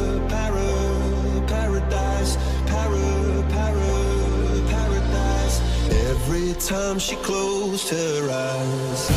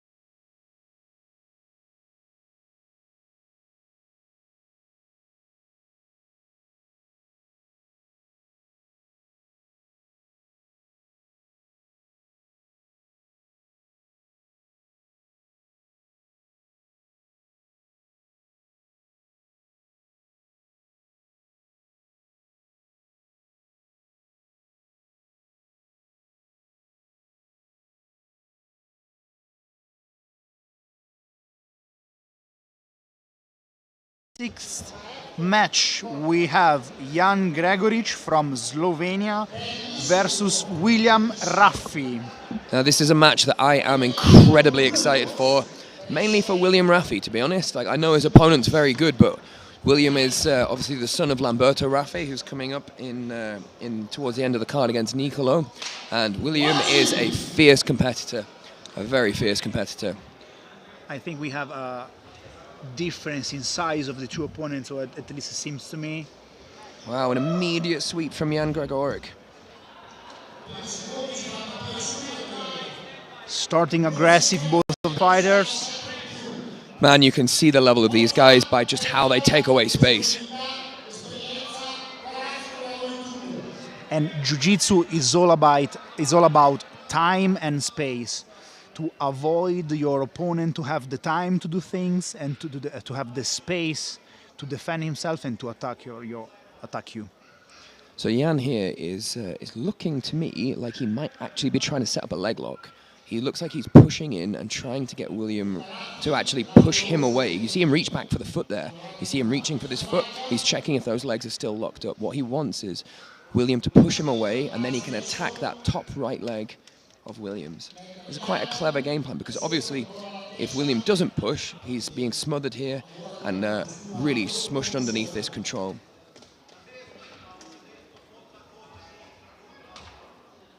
And William goes back to full guard. Not a bad decision at all. The use of the guard is very, very common during competition in jiu-jitsu, because allows you to control your opponent's body and to attack, to defend yourself, and to put in action some attacks or sweeps, so you can get the top position and attack better your opponent. Jan Gregoric has shown already that he's looking for a leg, to me anyway, and close guard is one of those positions that if you don't keep everything very, very honest, you can get yourself caught in a leg lock. At the moment, it's a battle of William trying to pull his posture down, trying to get hold of the head of Jan and pull him down to his chest, and Jan trying to break the legs free, which is why you see Jan reaching back for the feet. He's trying to unlock those feet so that he can start to extract himself from this position and get some offense going. That's one way to try and pass guard, the old headbutt to the face. Yeah. William sees those leg locks straight off. Jan straight back to his back, doesn't want to play with the judo of William, but this means that it's the first time that we're going to see William on top for any period of time. You see Jan once again trying to get underneath him. Trying to setting up what's called a butterfly guard. So now we've got a battle where William's trying to control the legs and Jan is trying to get over the top of one of the arms for a Kimura grip. And we saw a Kimura earlier in the women's match. They came very, very close to attacking that shoulder. William with his hips right back creates that very stable platform that Jan's trying to off-balance here. Man, these guys are such high level. Look at that head position from William Raffi. It's just impossible for Jan to get anything going at the moment, which is why he's pulled back. And now he's going to start to try and attack the shoulder if William doesn't square up. You see that left leg wrapping around the arm. William's got to respect that. He's certainly got the strength to be able to stifle these attacks.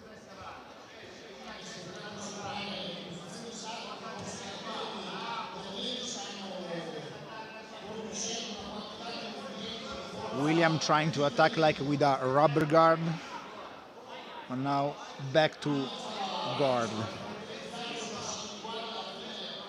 William on top here is just going to enjoy a little bit of a respite. Jan's going for it again. This looks like wrestling. Oh, he's going to clear the head.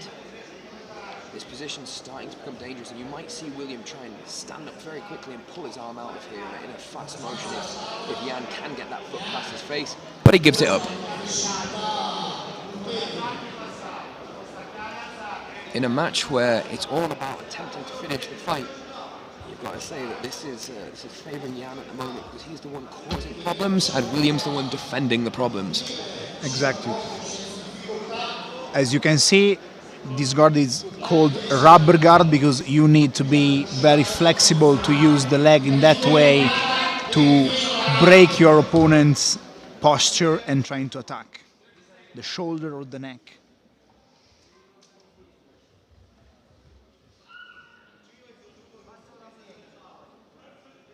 So far, no submission attempts from William Raffy in this first round.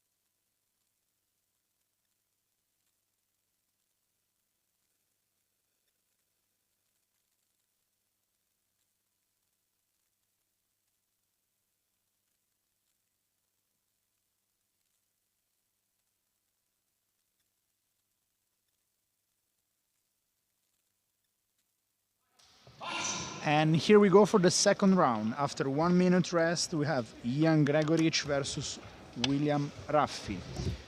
This match is a great example of how the player on the bottom can actually be winning a match quite comfortably.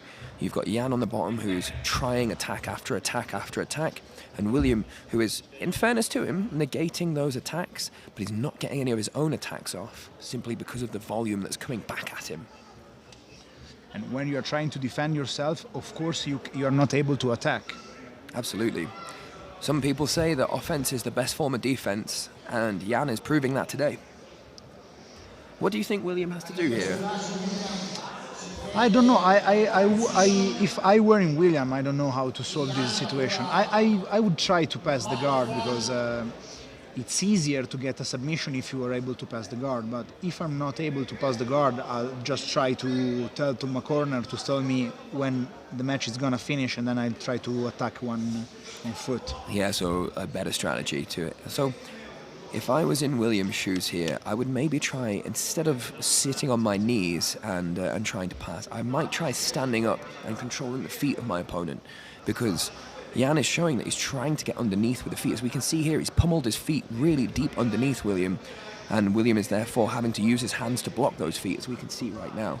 There may be if he decided not to be on his knees, but actually to be on his feet and try to use his strength against his opponent's feet. Now, we know that our opponent's feet can be very strong, but he's got to try something a little bit different here, because Jan is really taking control of this match. Yeah, and it doesn't seem that Jan is gonna change his strategy, so maybe standing up and even trying to, like a scramble pass, could be better than letting Jan do his strategy.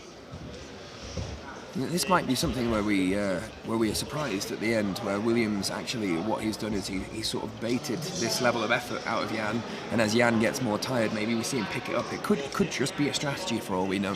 Could be. You know, we're not in there ourselves, and it's very, very different when you're underneath those lights. He might have a very clear game plan, and it's just being shut down by Jan. But at this level, you have to have a plan B, you have to have a plan C. We've seen Jan been playing on both top and bottom, and trying different attacks.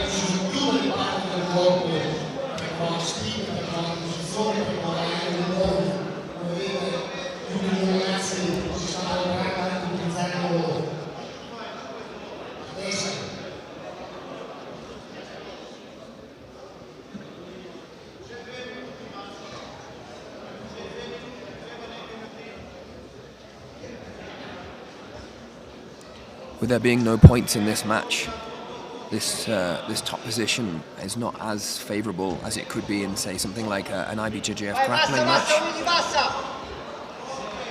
Another attempt to pass, locking the two legs of Jan by William, not as successful. You can hear the corner, you can hear Lamberto in the background, his dad cheering him on, imploring for him to try something a little bit different. No quitting either of these guys. You hear the corner saying that grab the knee and jump. This is Was the suggestion. This is something that William does have in his tank. Is he is an explosive athlete, and you know, credit to him. He is trying here. 1 minute left for this match. No submission attempt so far. Not in this round, but the you know, you've got the sort of half omoplata, half leg lock. I mean, it's obviously it's not a submission attempt. Would you count? I them? definitely wouldn't count that necessarily as a submission attempt, but in terms of like this sort of thing here, Yeah. I mean, it's offensive play, isn't it? Let's be honest. Yeah, it is, but I wouldn't call it like a submission No, attempt. definitely It's setting up. No, it's but you For know, sure, it's more active than William. So Yeah. And this is the thing, man. Like this is a tricky guard. It's a tricky guard to play against. Got the torque on his knee here as well. William's got his hands locked and putting a ton of pressure, but it's really Jan threatening this position. And look at the vascularity on William's head. oh, and William was able to pass. Oh, he completes the pass in the last closing seconds of the match. It just depends how the judges see that. And it's over. Just depends how the judges see that. I mean, again, if this was IBJJF, who knows? But when it comes to meaningful offense, submission attempts, and control of the match, I will give it to Jan. I think I'd be inclined to agree. Although, tell you what would be nice is if they could do a sudden death round. That would be interesting for me. You mean a death round? No, a sudden death. Oh, that's a language thing. So yeah, it's like, just chuck a knife in there, see who wins. Yeah, no, it's another one final round where it all comes down and it all hinges on that final round, or throw a knife in, one of those two. Yeah. Let's see what's the judges' score.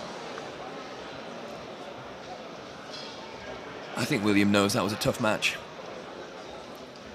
Neither competitor sure because of such a difficult back and forth. That was high level stuff.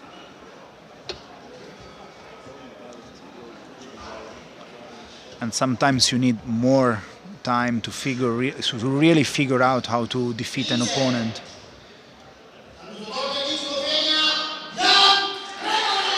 Yeah, well done, Jan. Well done.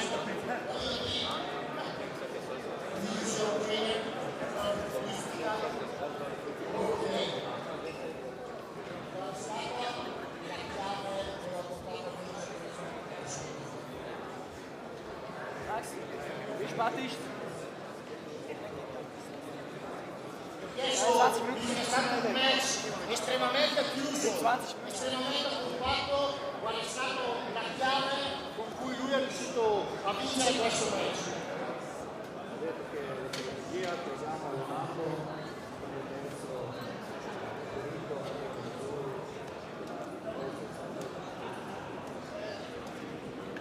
La strategia è quella, lavorare dalla guardia, lavorare detto il punto di forza della lotta è stato usare le sue linee lunghe, lavorare con la guardia aperta, è una strategia che hanno allenato con il maestro Gazzoli e il maestro Alessandro Federico.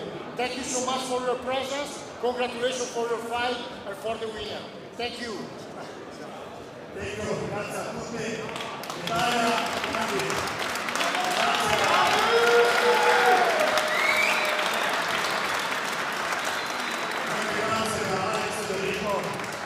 Per rispetto, molto rispetto però per questo evento, anche grazie per voi come conosciuto e per la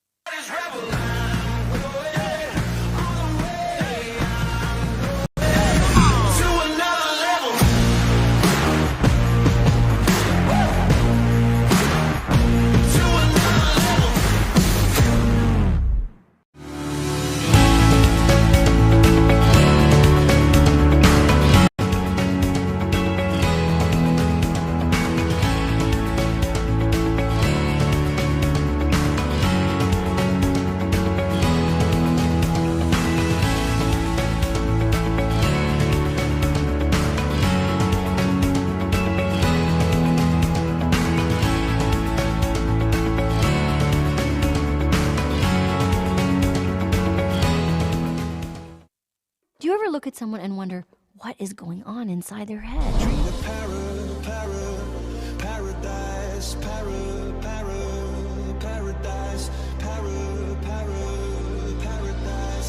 Every time she closed her eyes.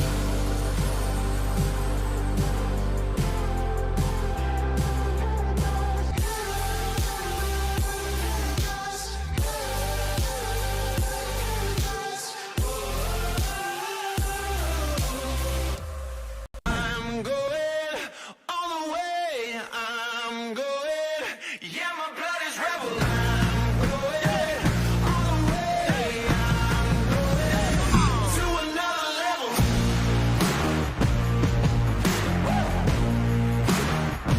To another level.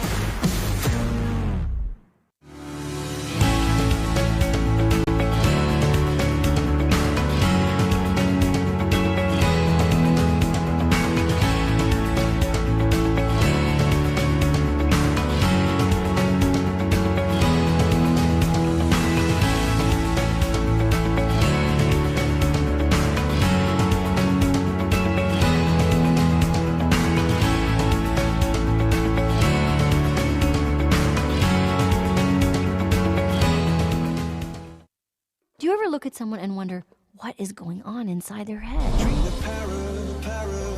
Paradise,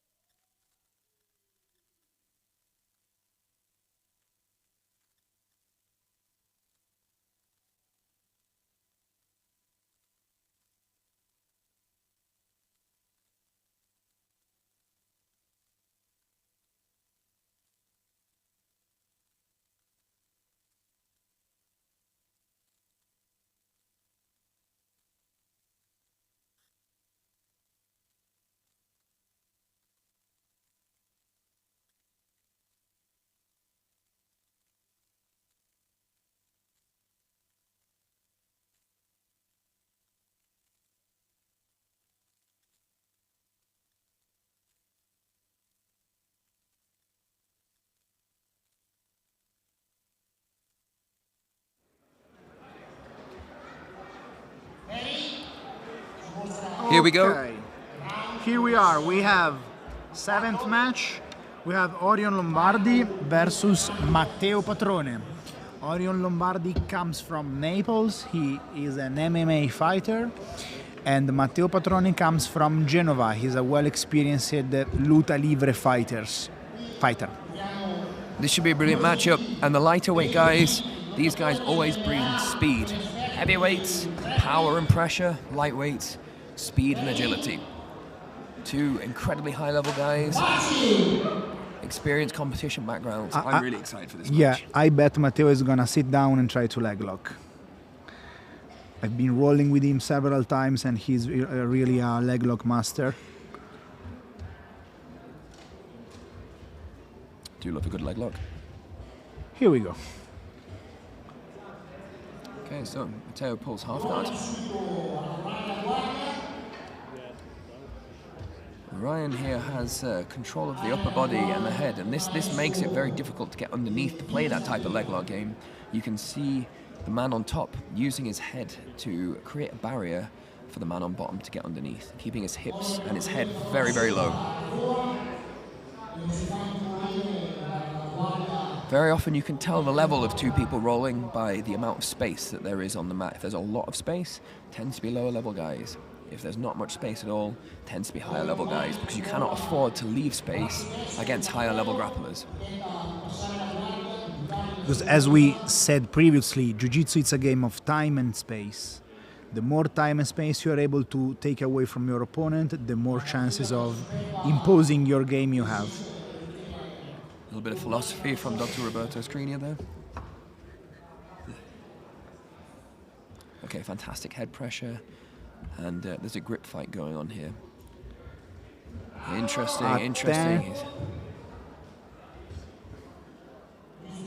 Okay, what was great about that was that Orion turned an angle to make sure that he couldn't be leg locked when he pulled out of that. He made sure to pull his knee away from his opponent to make sure that he couldn't enter in on the legs. And now that he's re-engaged, you can see he's doing a good job of trying to keep his opponent pinned to the mat whilst going to work. I mean, he's playing with fire by having his arms away from his body in the leg entanglements here, but again, makes for an incredibly entertaining match. This is an interesting one, isn't it? I'd say that Orion is essentially controlling the match better, but it's Matteo who's already looked for a triangle and an omoplata. You'd expect both of these guys to be comfortable with the cage, with their backgrounds. Nice leg drag from Orion. Interestingly, this is the first time we've actually seen guys use the cage, which I'm surprised we haven't seen more of so far. Yeah, maybe because of Orion's background in MMA, he may now want to use the fence in his favor to limit Matteo's mobility in that direction. And in one of my amateur fights, I got smushed up against the fence, and it really surprised me just how little I could actually move in that moment. It was something that had to be dealt with first before any meaningful offense could be dealt. So being smushed up against the fence might not seem like it's that big a deal, but it really does limit your mobility. Yeah. Plus it just sucks. Yeah, exactly. Especially when the fence it's a metal, and your head gets there, and you get pressure on your head. You're like on a between a hammer and how's the thing that An anvil. okay. Yeah. Matteo's going to be coming out with a different haircut at the end of this after being smushed up against the fence like this. A checkerboard.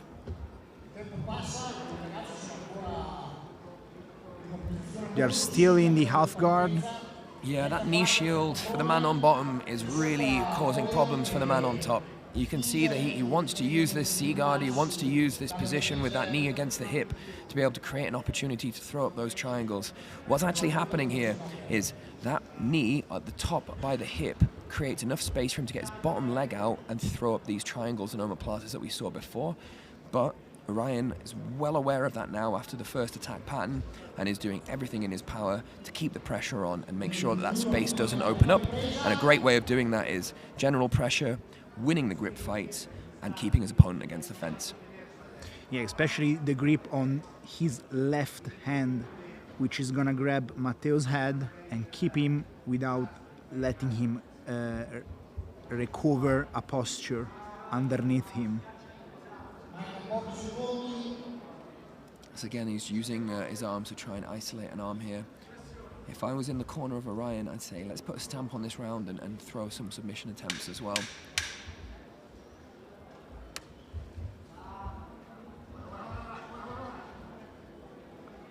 Go for it. Yeah, almost. Not quite.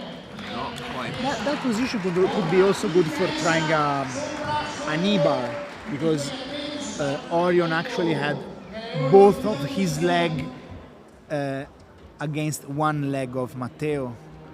That's a really tough round, because I would say that Orion was clearly the more dominant grappler in that, but we are looking for submission attempts here, guys. And it was Matteo who threw up the triangle at the very beginning. I don't know about you, Roberto. I'd have that 1-0 on submission attempts to Matteo. Yeah, I'd give him the only submission attempt we saw to Matteo. And if Orion was quicker on that leg lock, they would score 1-1. But from now, from the submission attempts standpoint, Matteo is has the point. There's no doubt that Orion had to defend that, right? Yeah. He did have to defend that, and this is the criteria that we're working with here. It's not who looks better, it's not who's under pressure, it is who throws the submission attempts, and you've got to play the rules here. And the question is, if he hasn't been for any submission attempts so far, does he even know he's down? Yeah, exactly. Straight The down awareness that action could lead him to defeat.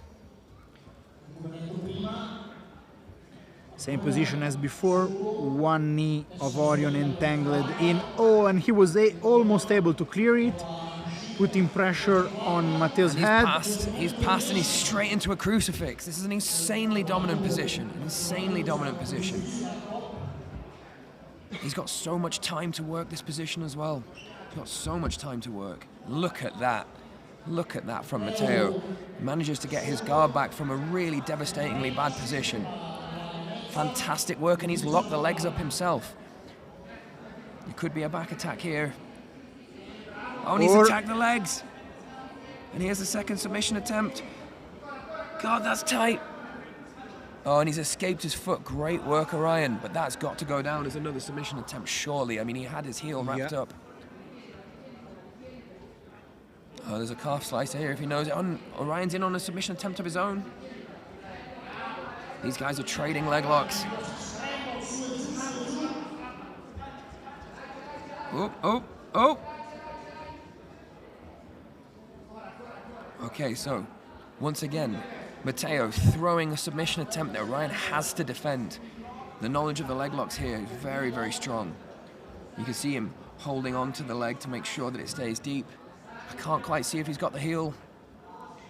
These dangerous positions, man. Yeah, and it's really, when someone locks the legs like Matteo did, it's really difficult to get out from that position. You know, I would like to see Matteo maybe attack the second leg. If he can control the second leg, then there wouldn't be all of these scrambles. But I think he thinks that he's deep enough on the heel to be able... Oh, that's tight. Orion's doing the right thing, but... I mean, how do you even score these as submission attempts? There's about 30 attempts on the heel there, but it's all the same thing. Yeah. I would score them as one. Score them as one, but... I mean, you think Orion has to do an absolute mountain of work here to even remote... Oh, that looks tight. Oh, that looks tight. He just can't quite get the leg position. Is the cage going to work for or against Orion here? I think now against, because he can't shift his butt on the left and maybe try to roll. So Orion is ballerina toeing, so that means that he's pointing his toes to make sure that his heel is smaller. Now what I would like to see is Matteo try and do something other than what's called 50-50, where they're in this sort of mutual leg entanglement, and try and bring that left leg over the front of Orion, and that way he can keep Orion from bringing his chest close. Can we see Orion is really trying to keep his chest closed? Just how much is this taken away from Matteo. For guys who are watching who are not intimately familiar with what's happening here, these attacks attack the cruciate ligaments of the knee, and the cruciate ligaments are one of those things that take a long time to recover because they don't have a fantastic blood supply. So when these attacks are being put on, even if they're not being finished and the guy's not tapping, he could be taking microscopic damage, microscopic tears, and just in general, this is one of the worst positions. And now he's switched to and attacking the second leg, like I mentioned before, which should give him a chance to attack the first one. Orion clearly knows what he's doing here, but you can't get much more defensive than this. Yeah, because incredible work. Now unless Orion can really pull something out of the bag, I have to think Matteo has put himself light years ahead on this particular criteria, but it looks like it's drained him. Yeah, it looks like he's breathing heavily, so maybe it costed him a lot to try to attack with that amount of pressure. I think Matteo will look back at this match afterwards, be happy with his performance, but think, okay, maybe I'd prioritize control a fraction more before going for those finishes, and maybe I could have been a little bit more clinical. But maybe that takes away from Orion as well. Orion's doing a fantastic job of making his heel difficult to attack and keeping his legs safe. Tell you, for a nerd like me, this is absolutely incredible to watch. It was a really good job on that leg by Matteo. You think what was missing was a better control on the leg? I think you can remove the number of scrambles. You know, at the moment they're locked up, and that sees the end of the match. Fantastic job. Fantastic job. Fantastic job. We said at the beginning of this match that there would be scrambles and that there would be a speedy pace on this match, and we were in for an absolute treat. Tell you what, let's scrap the rest of the card and just have these guys fight 10 more times, shall we?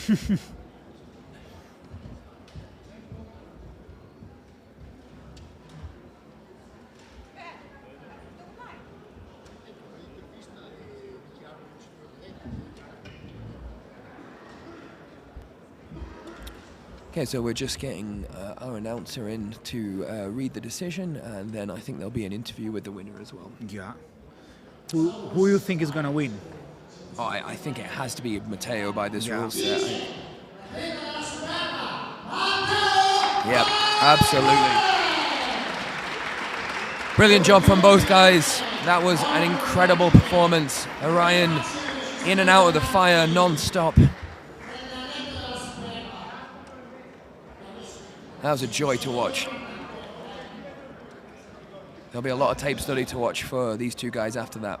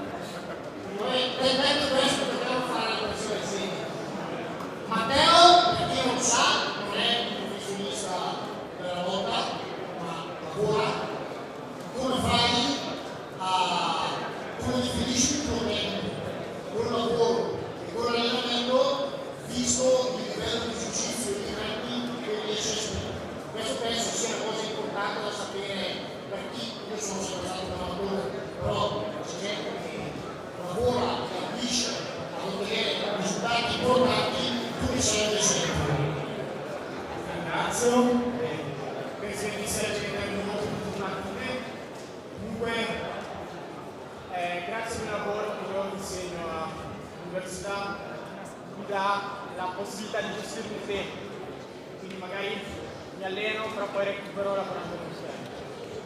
Poi mi alleno con Andrea, con i ragazzi, mi attende anche proprio la voglia. Il segreto è questa passione che ovviamente avere un lavoro che ti permette di regolarti il tuo tempo. Se uno sta 8 ore in fabbrica, a essere stanco, capisce vuol dire un'altra cosa. Quindi la qualità del tempo al lavoro diventa il risultato di una buona qualità di tempo possibilità di potersi organizzare. Perfetto, perché come ha detto qualcuno che conosce molto bene, quello là per l'altro, ha detto che bisogna avere dei lottatori con due caratteristiche: ossessionati, organizzati e possibilmente anche masochisti. Quindi due queste caratteristiche. Io sono ossessionato, se una sera non riesco ad andare a allenarmi, sto sveglio tutta la notte a pensare che gli altri sono allenati e io sono a casa. Poi riesco a parlare con me, l'allenatore, l'atleta, sempre, simpatico, gentile, un po' questa cosa. Insomma, ha fatto a essere la sua vita. Veramente non ci mi ha detto bene a me, però stava senza nessuno Buono, allora grazie a te, grazie all'impatto di Napoli e un applauso a questi atleti e al nostro fratello.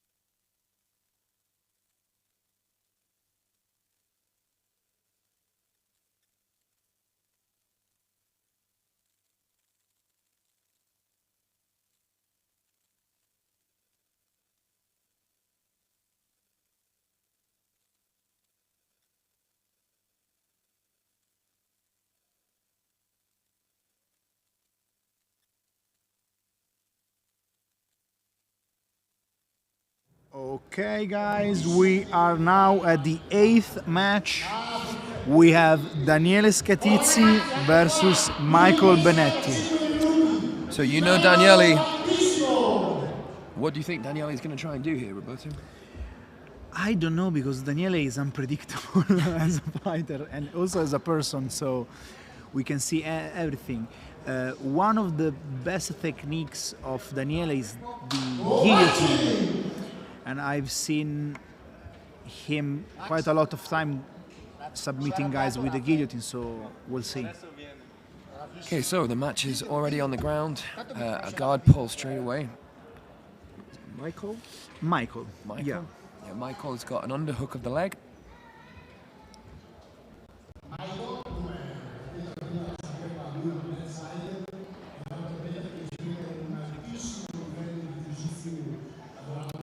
MMA fighters tend to be built a little bit different to jiu-jitsu guys, don't they? You know, with the strength and conditioning being such a massive, massive part of this. You think Daniele's strength and conditioning is going to play a part in this? I don't know. And I'm really...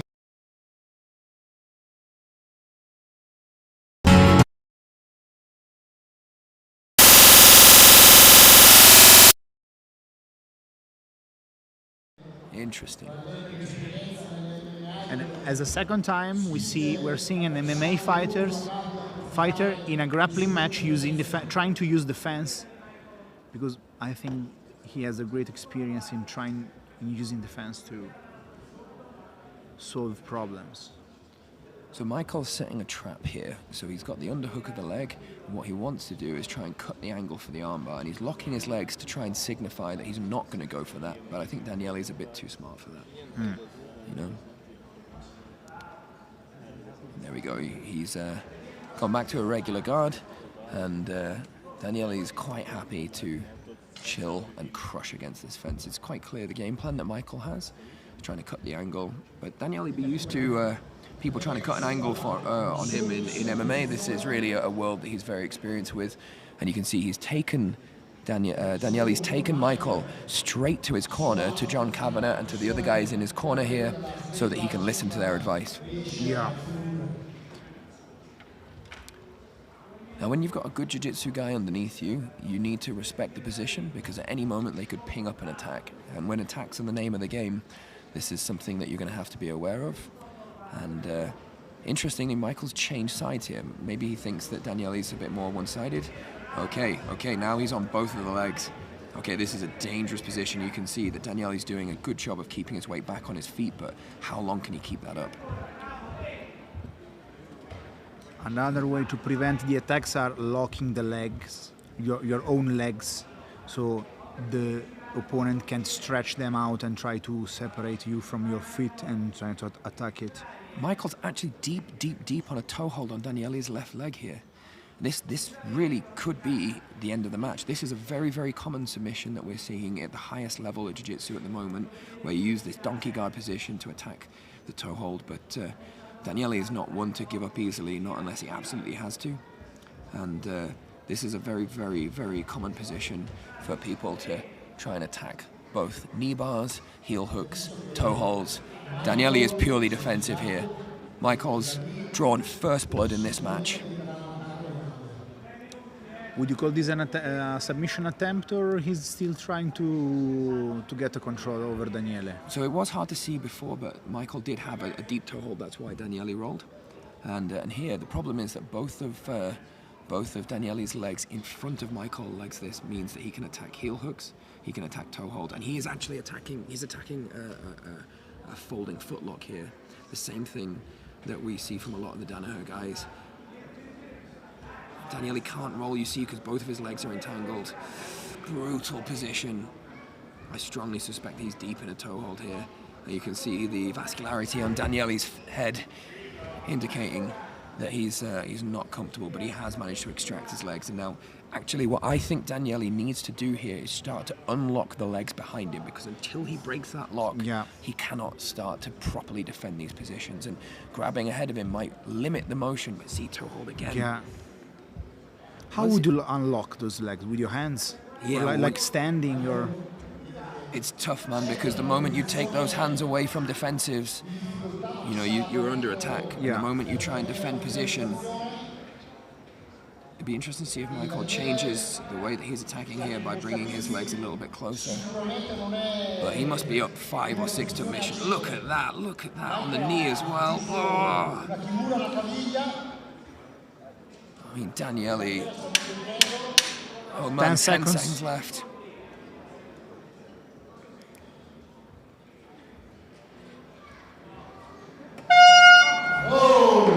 Okay.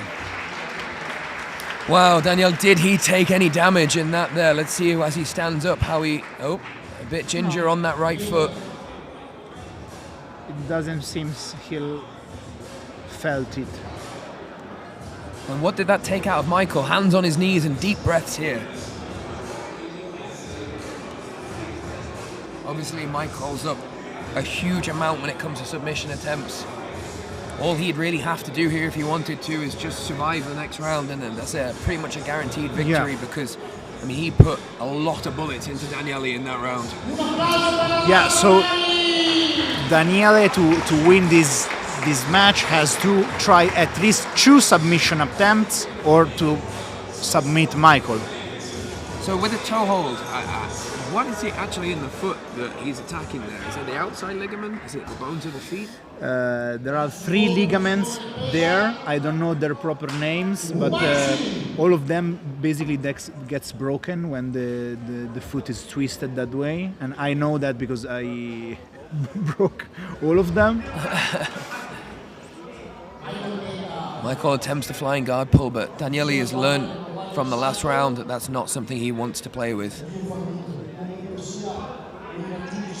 Daniele needs to clear the hook off his foot, and he does so, and he's in on the guillotine. The guillotine I spoke before. That's a tight submission attempt.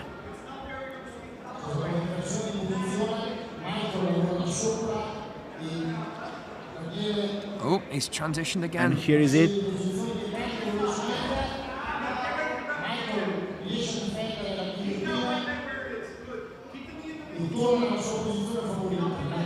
Michael does a good job of staying tight.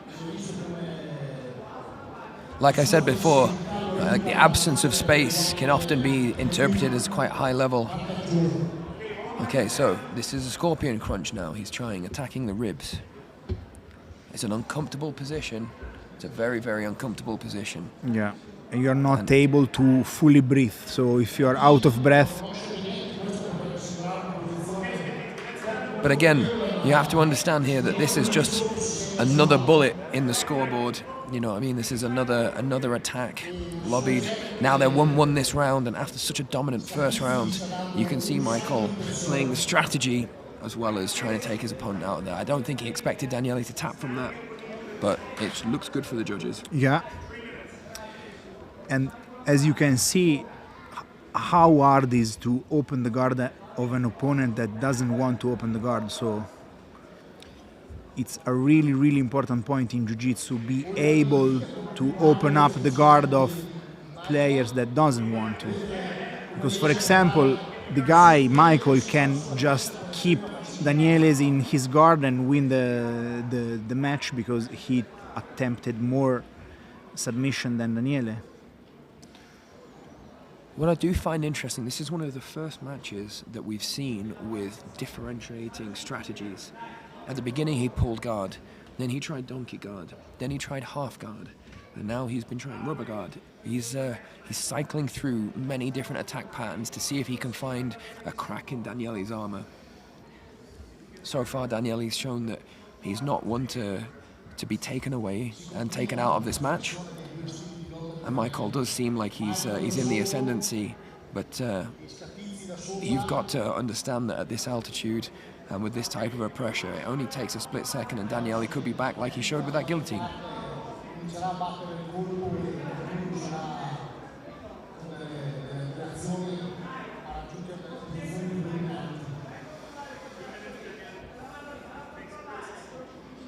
We can hear John Kavanagh asking Daniele to take some risks here. That's always pretty hard to do if somebody's just trying to break your foot, huh? Yeah. So you've worked with Daniele for a while. What would you say about his mentality late in the rounds, late in matches? I've been working with Daniele now. It's like 2 or 3 years, and his way of fighting is evolving every time I see him. For example, his last fight in Bellator, I've never seen such a calm and rational fighter. I always see him rush into one attack after the other one, usually in MMA, and it surprised me a lot. So, and it's surprising me that he's not as explosive as I always see him, but maybe because Michael is controlling him very well, and with his attacks he's not able to get a position to attack him again. I mean, Michael's movement shows his quality, and sometimes that's very, very hard to attack against. I mean, Michael attacking the legs, attacking with the legs, attacking with the angles. It's just overwhelming how many things he's throwing at Daniele at one point. Even if it seems like a relative stalemate here, you can see that Michael's looking for legs, arms.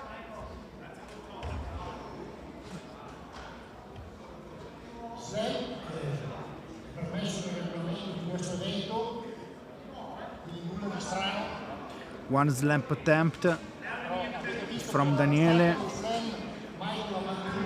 Oh, it's a nice sweep. Almost swiped.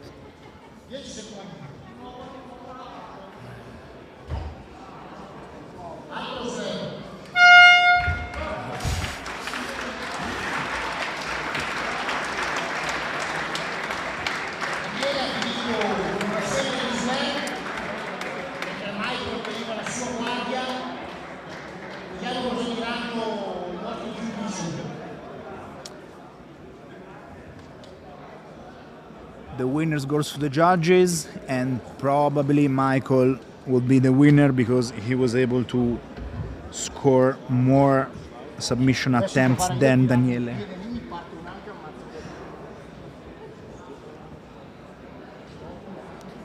Entertaining match. Very, very entertaining match. I like the diversity in Michael's game. I really like the diversity. I really liked it. He played a good guard game. Yeah, he also, you know, there's a lot of pressure when you're against an experienced competitor, a personality like Daniele, and also when you're getting pushed up against the fence. It's something that Michael won't have experienced that much, but the very, very, very well-worthy, deserved winner for this match. Fantastic performance. I wonder how Daniele's feet are going to be feeling tomorrow.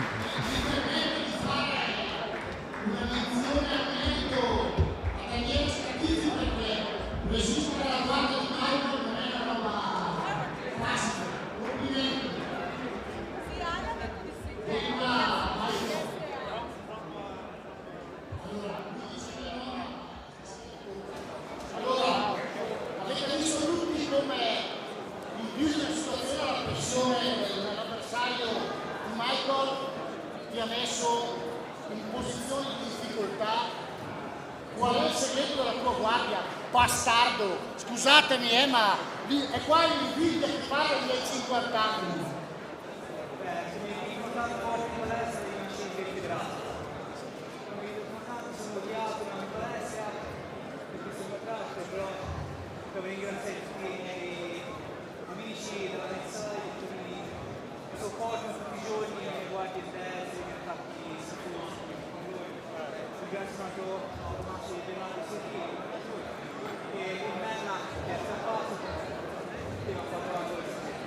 Perfetto. Allora, Michael, io l'ho visto lottare tantissime volte come è una bravissima persona, un grande ragazzo, un grande cuore, e è sì flessibile ma hai anche una tecnica non indifferente. Congratulazioni e vittoria meritata. Osso!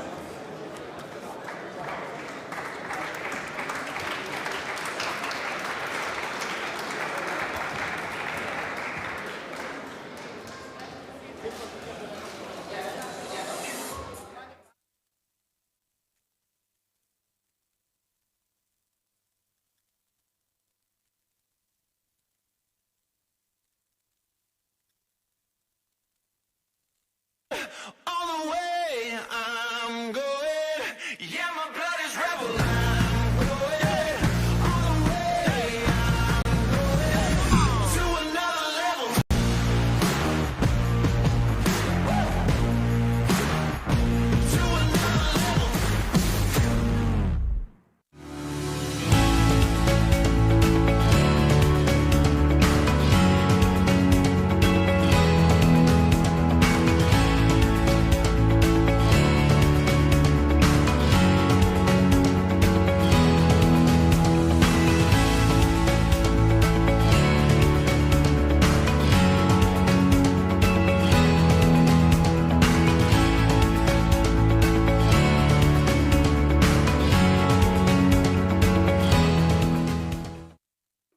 look at someone and wonder what is going on inside their head?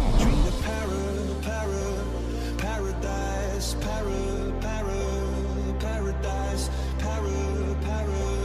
paradise. Every time she closed her eyes.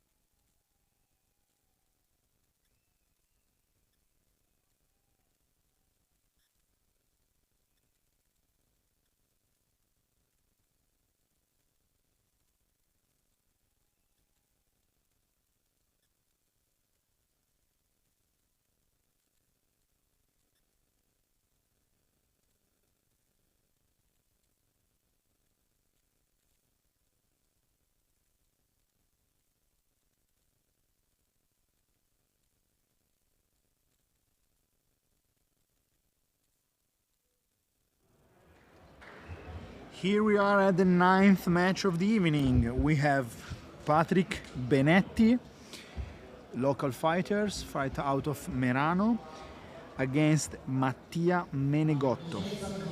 Tell you what, I'm glad that Patrick didn't use that walkout tune when I fought him, because that was intimidating. So I'm not intimately familiar with Mattia, but I am very, very close with Patrick. Afterwards, we exchanged details about the match that we had, and we've rolled many times since. Very high quality black belt from Merano. I'm really excited for this match. Very, very physically powerful. Do you think Patrick has got a strategy in this round?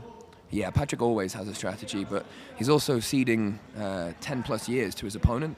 So this is one of those matches where Patrick's always stayed in great physical fitness, sweeps off the half guard there. His opponent's in on the guillotine, trying for a 100% sweep. Great back and forth, very technical. Would you score that as a submission attempt? No, more as a trying to control. Yeah, I agree. Excitement from the word go from these guys. I like that Mattia cleared that butterfly hook in that last exchange. Yeah. You know, he really did well to identify the problem, and he's doing a good job of bullying Patrick here quite early. Patrick on his back again. Oh, and he's past the guard. Past the guard and head control. Patrick's working back up and gets his guard back. Great work from Mattia and great defensive work from Patrick. Pretty well matched, I'd say. Yeah.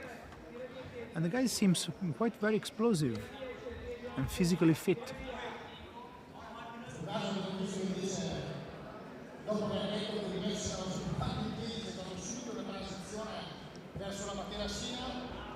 Roberto and I were commentating off air about how Mattia looked a little Marcus Aurelius with the dense beard, and both of these fighters incredibly stoic at the moment. Beards tend to improve at wrestling. Yeah, exactly. It doesn't happen to me, by the way. I don't know why. Maybe it has to grow much. Have you considered Much shaving more. the mustache? Maybe that's the key. Beard plus mustache, not so great. Beard without a mustache. Dagestani style. Yeah. And he's past the guard again. Patrick working extremely hard to get those knees in. Perhaps there's a strategy here of working to tire his opponent.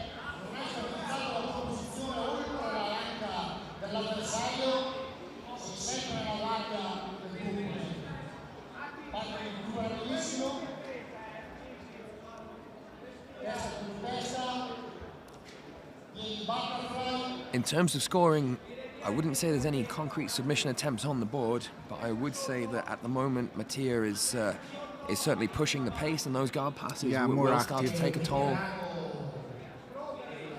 Mattia looked more active. Oh, he's going for a leg entanglement. And the cage blocked Patrick's hip escape.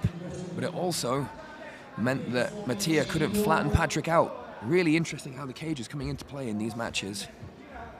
Look at the pressure. Look at the pressure. And Patrick actually uses that pressure to sweep himself back on top. Incredible scenes here. Patrick uses the cage to pass the guard. Nice scrambles by the two athletes.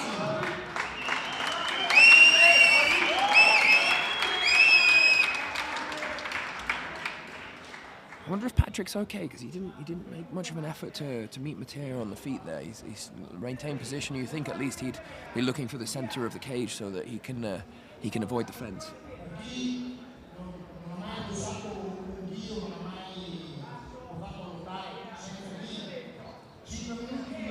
Oh, that was a bit too easy. Yeah, it seems like, but no, who's Mattia let him pass.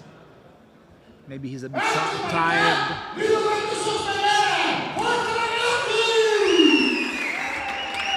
Looking for a near side armbar. That's really interesting, that overhook. Can't tell if that's for real or if that's for the judges. Oh, knee bar, knee bar. Oh, Heel hook. goes for the heel hook. Fair play, Patrick. Enough movement to degenerate that position. Yeah. Whoa, that looked close. And that was a submission attempt to me. Absolutely.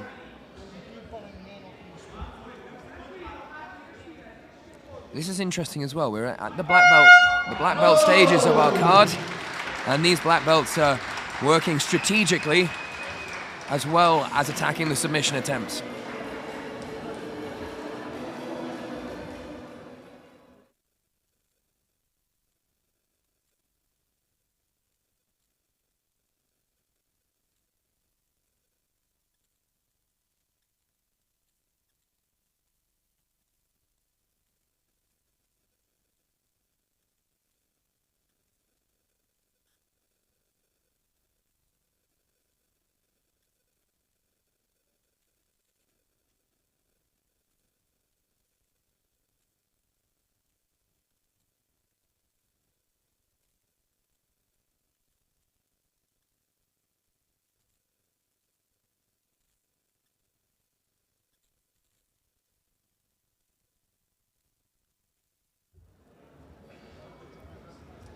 Second round.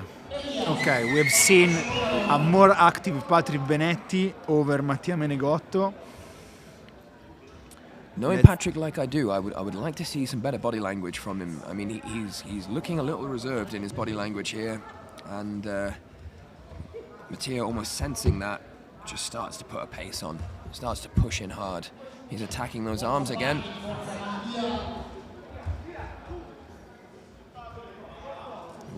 Oopla.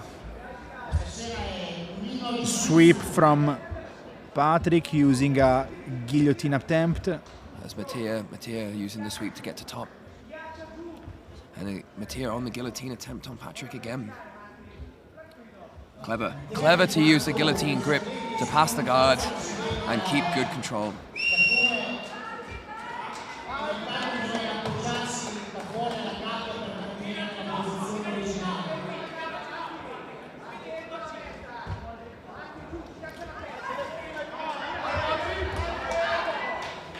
Interesting, really interesting.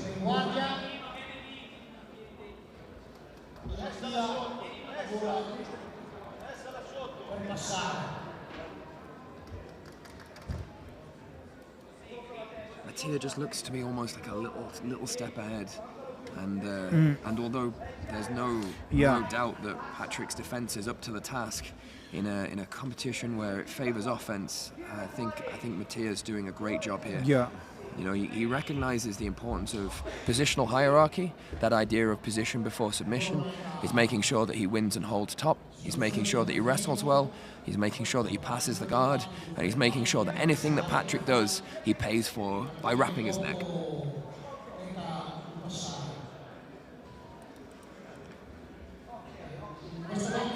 Now is the time for Patrick to really try and engage and try and get something going.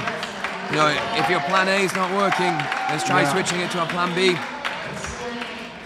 And he gets his guard passed again. Yeah. And it's interesting because Mattia's passing to the right-hand side, and the right-hand side is where traditionally people have less experience, and maybe that's a factor here. Ah, you really? Yeah, on the right side?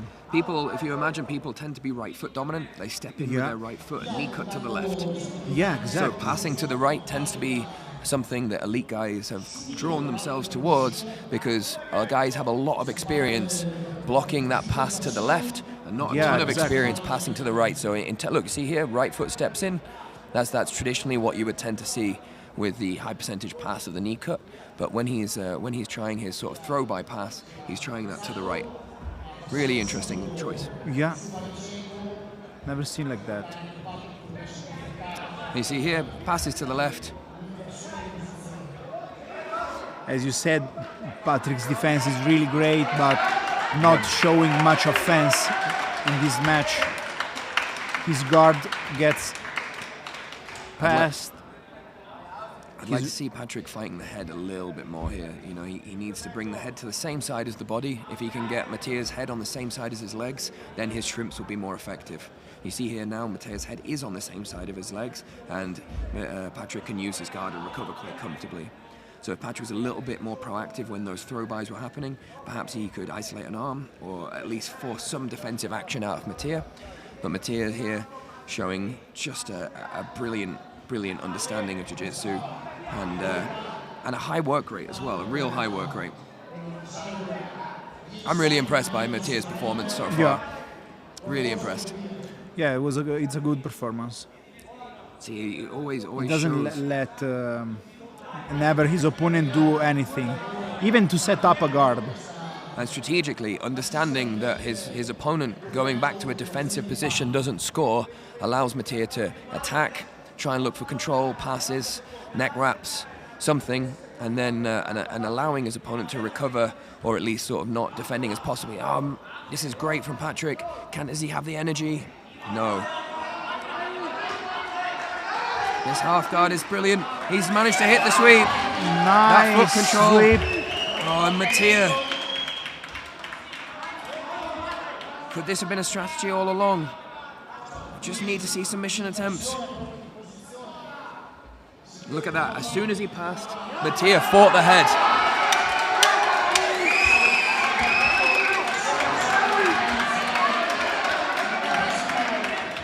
Could Patrick just have stolen the match? Could he have just stolen the match? That was the most significant sub-attempt that we've seen. Although Mattia dominated all the way through, Patrick threw a significant sub-attempt. And it's how do you score those neck wraps and that one guillotine versus that steamer lock, because that guillotine did force Patrick to defend, but we saw the grimace on the face of Mattia. Do you know what? I have no idea how to score that.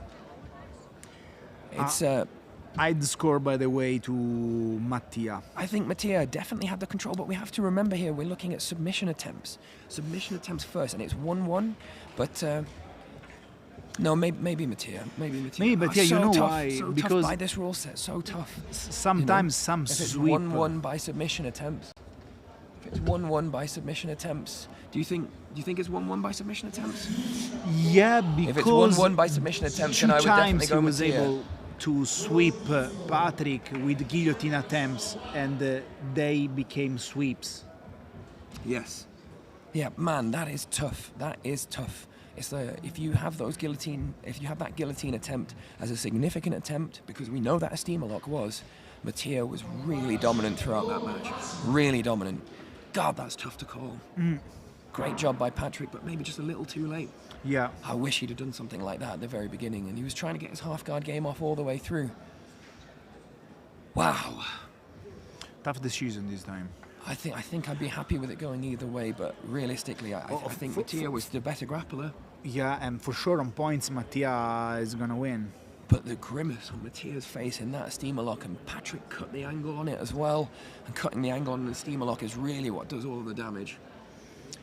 Wow. Drama late. Wow. God. Con un scambio di mani importante. Mattia, ben fatto! Wow. Wow. By this rule set, so close. By this rule set, but I think that's the right decision. I think if Patrick watches it back, he'd agree with that. Mattia put on a really, really fantastic performance throughout, through some really tricky things. But way to cause some drama, Patrick. Let's see what Mattia's gonna say in the interview. I'll try to translate something. I wonder how his foot is. Let's hear what he has to say, guys.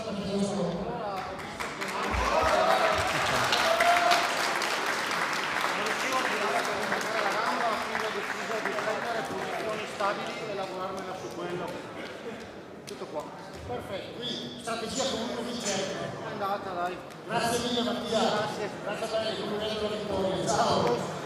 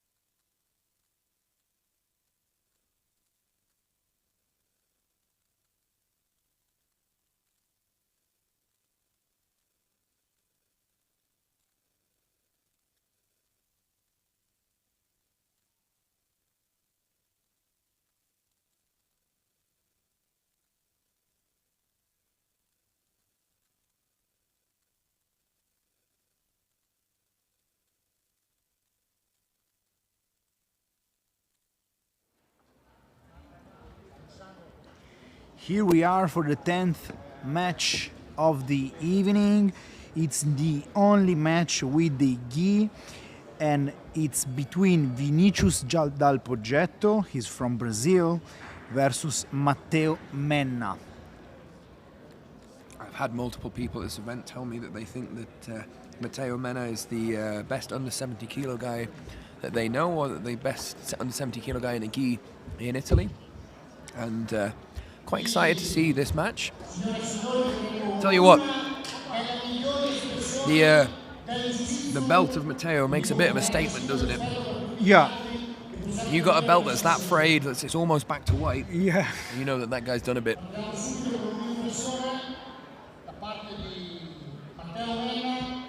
Interesting that he's opened his closed guard already. I like that. I like somebody who's willing to play open guard in the gi. It shows a lot of confidence. He's managed to find himself the grips that he needs for a spider guard. Trying to sweep with the spider guard. Comfortable back step from the top.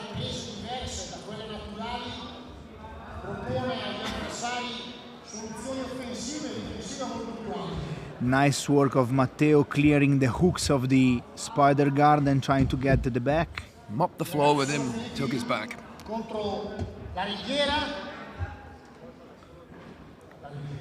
Really nice work of Matteo trying to... Deep half guard versus the underhook here. I think he's trying to get the back or maybe attack one arm.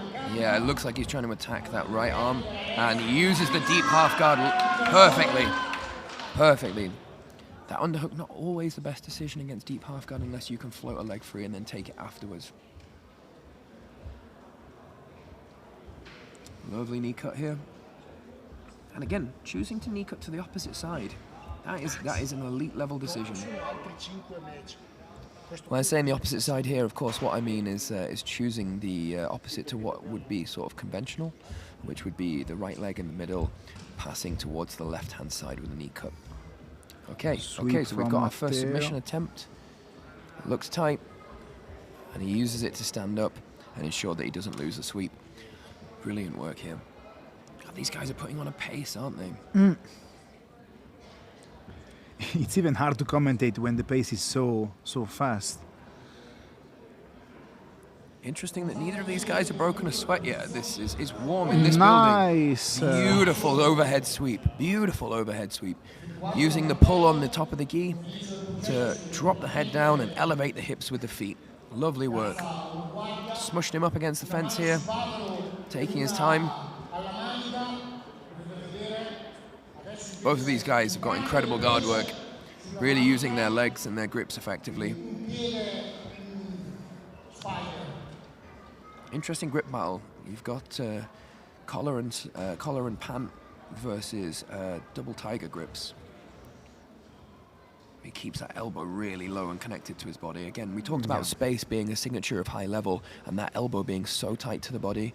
Oh, nice. Okay, so now we see an omoplata, which is he's churning off to go for the toe hold. Reach for the toe. And nice. he gets it. So clever. What an incredible submission chain. Uses the spider guard grips to set up the omoplata. And while he's thinking about the omoplata, transitions from the upper body to the lower body to go for that toe hold and gets a very quick tap. Incredible work. Incredible work. Yeah, very good work from Vinicius. Not a moment's hesitation, and in that entire match it was just sweep for sweep, grip for grip, attack for attack. Really fantastic to see. I really appreciate this match with the gi. I think we need to give credit to the matchmaking as well. I believe these matches were put together by Alessandro Federico. They've all been really, really interesting so far, and this was an incredibly interesting match because what you saw is not one person in the ascendancy, but both people in the ascendancy. Beautiful. Beautiful. Sign of respect. Fantastic match. Fantastic match. Really beautiful work of Vinicius. Really impressive. Even the work of the spider guard was great. Yeah. Yeah, anybody who says that the gi is boring needs to have a reassessment after that match. Yeah. Including me.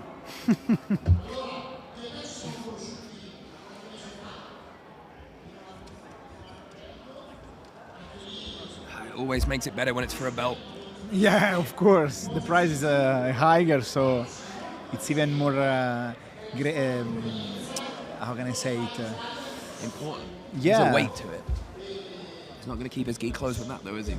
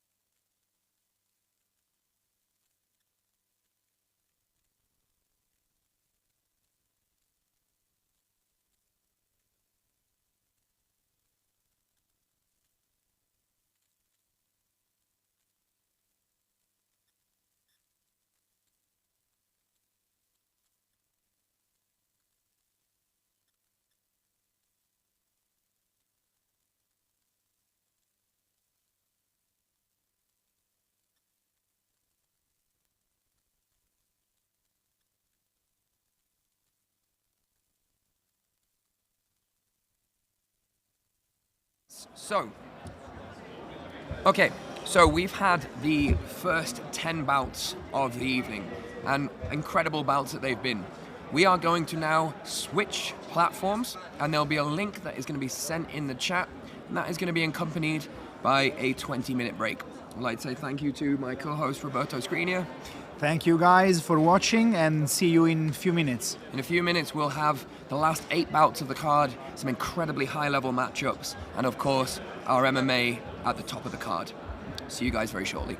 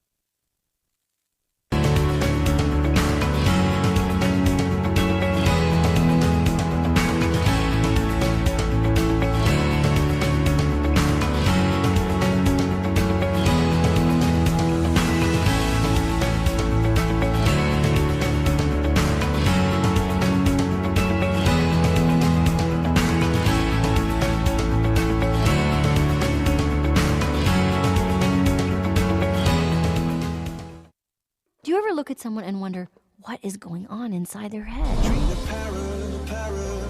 Paradise, paradise.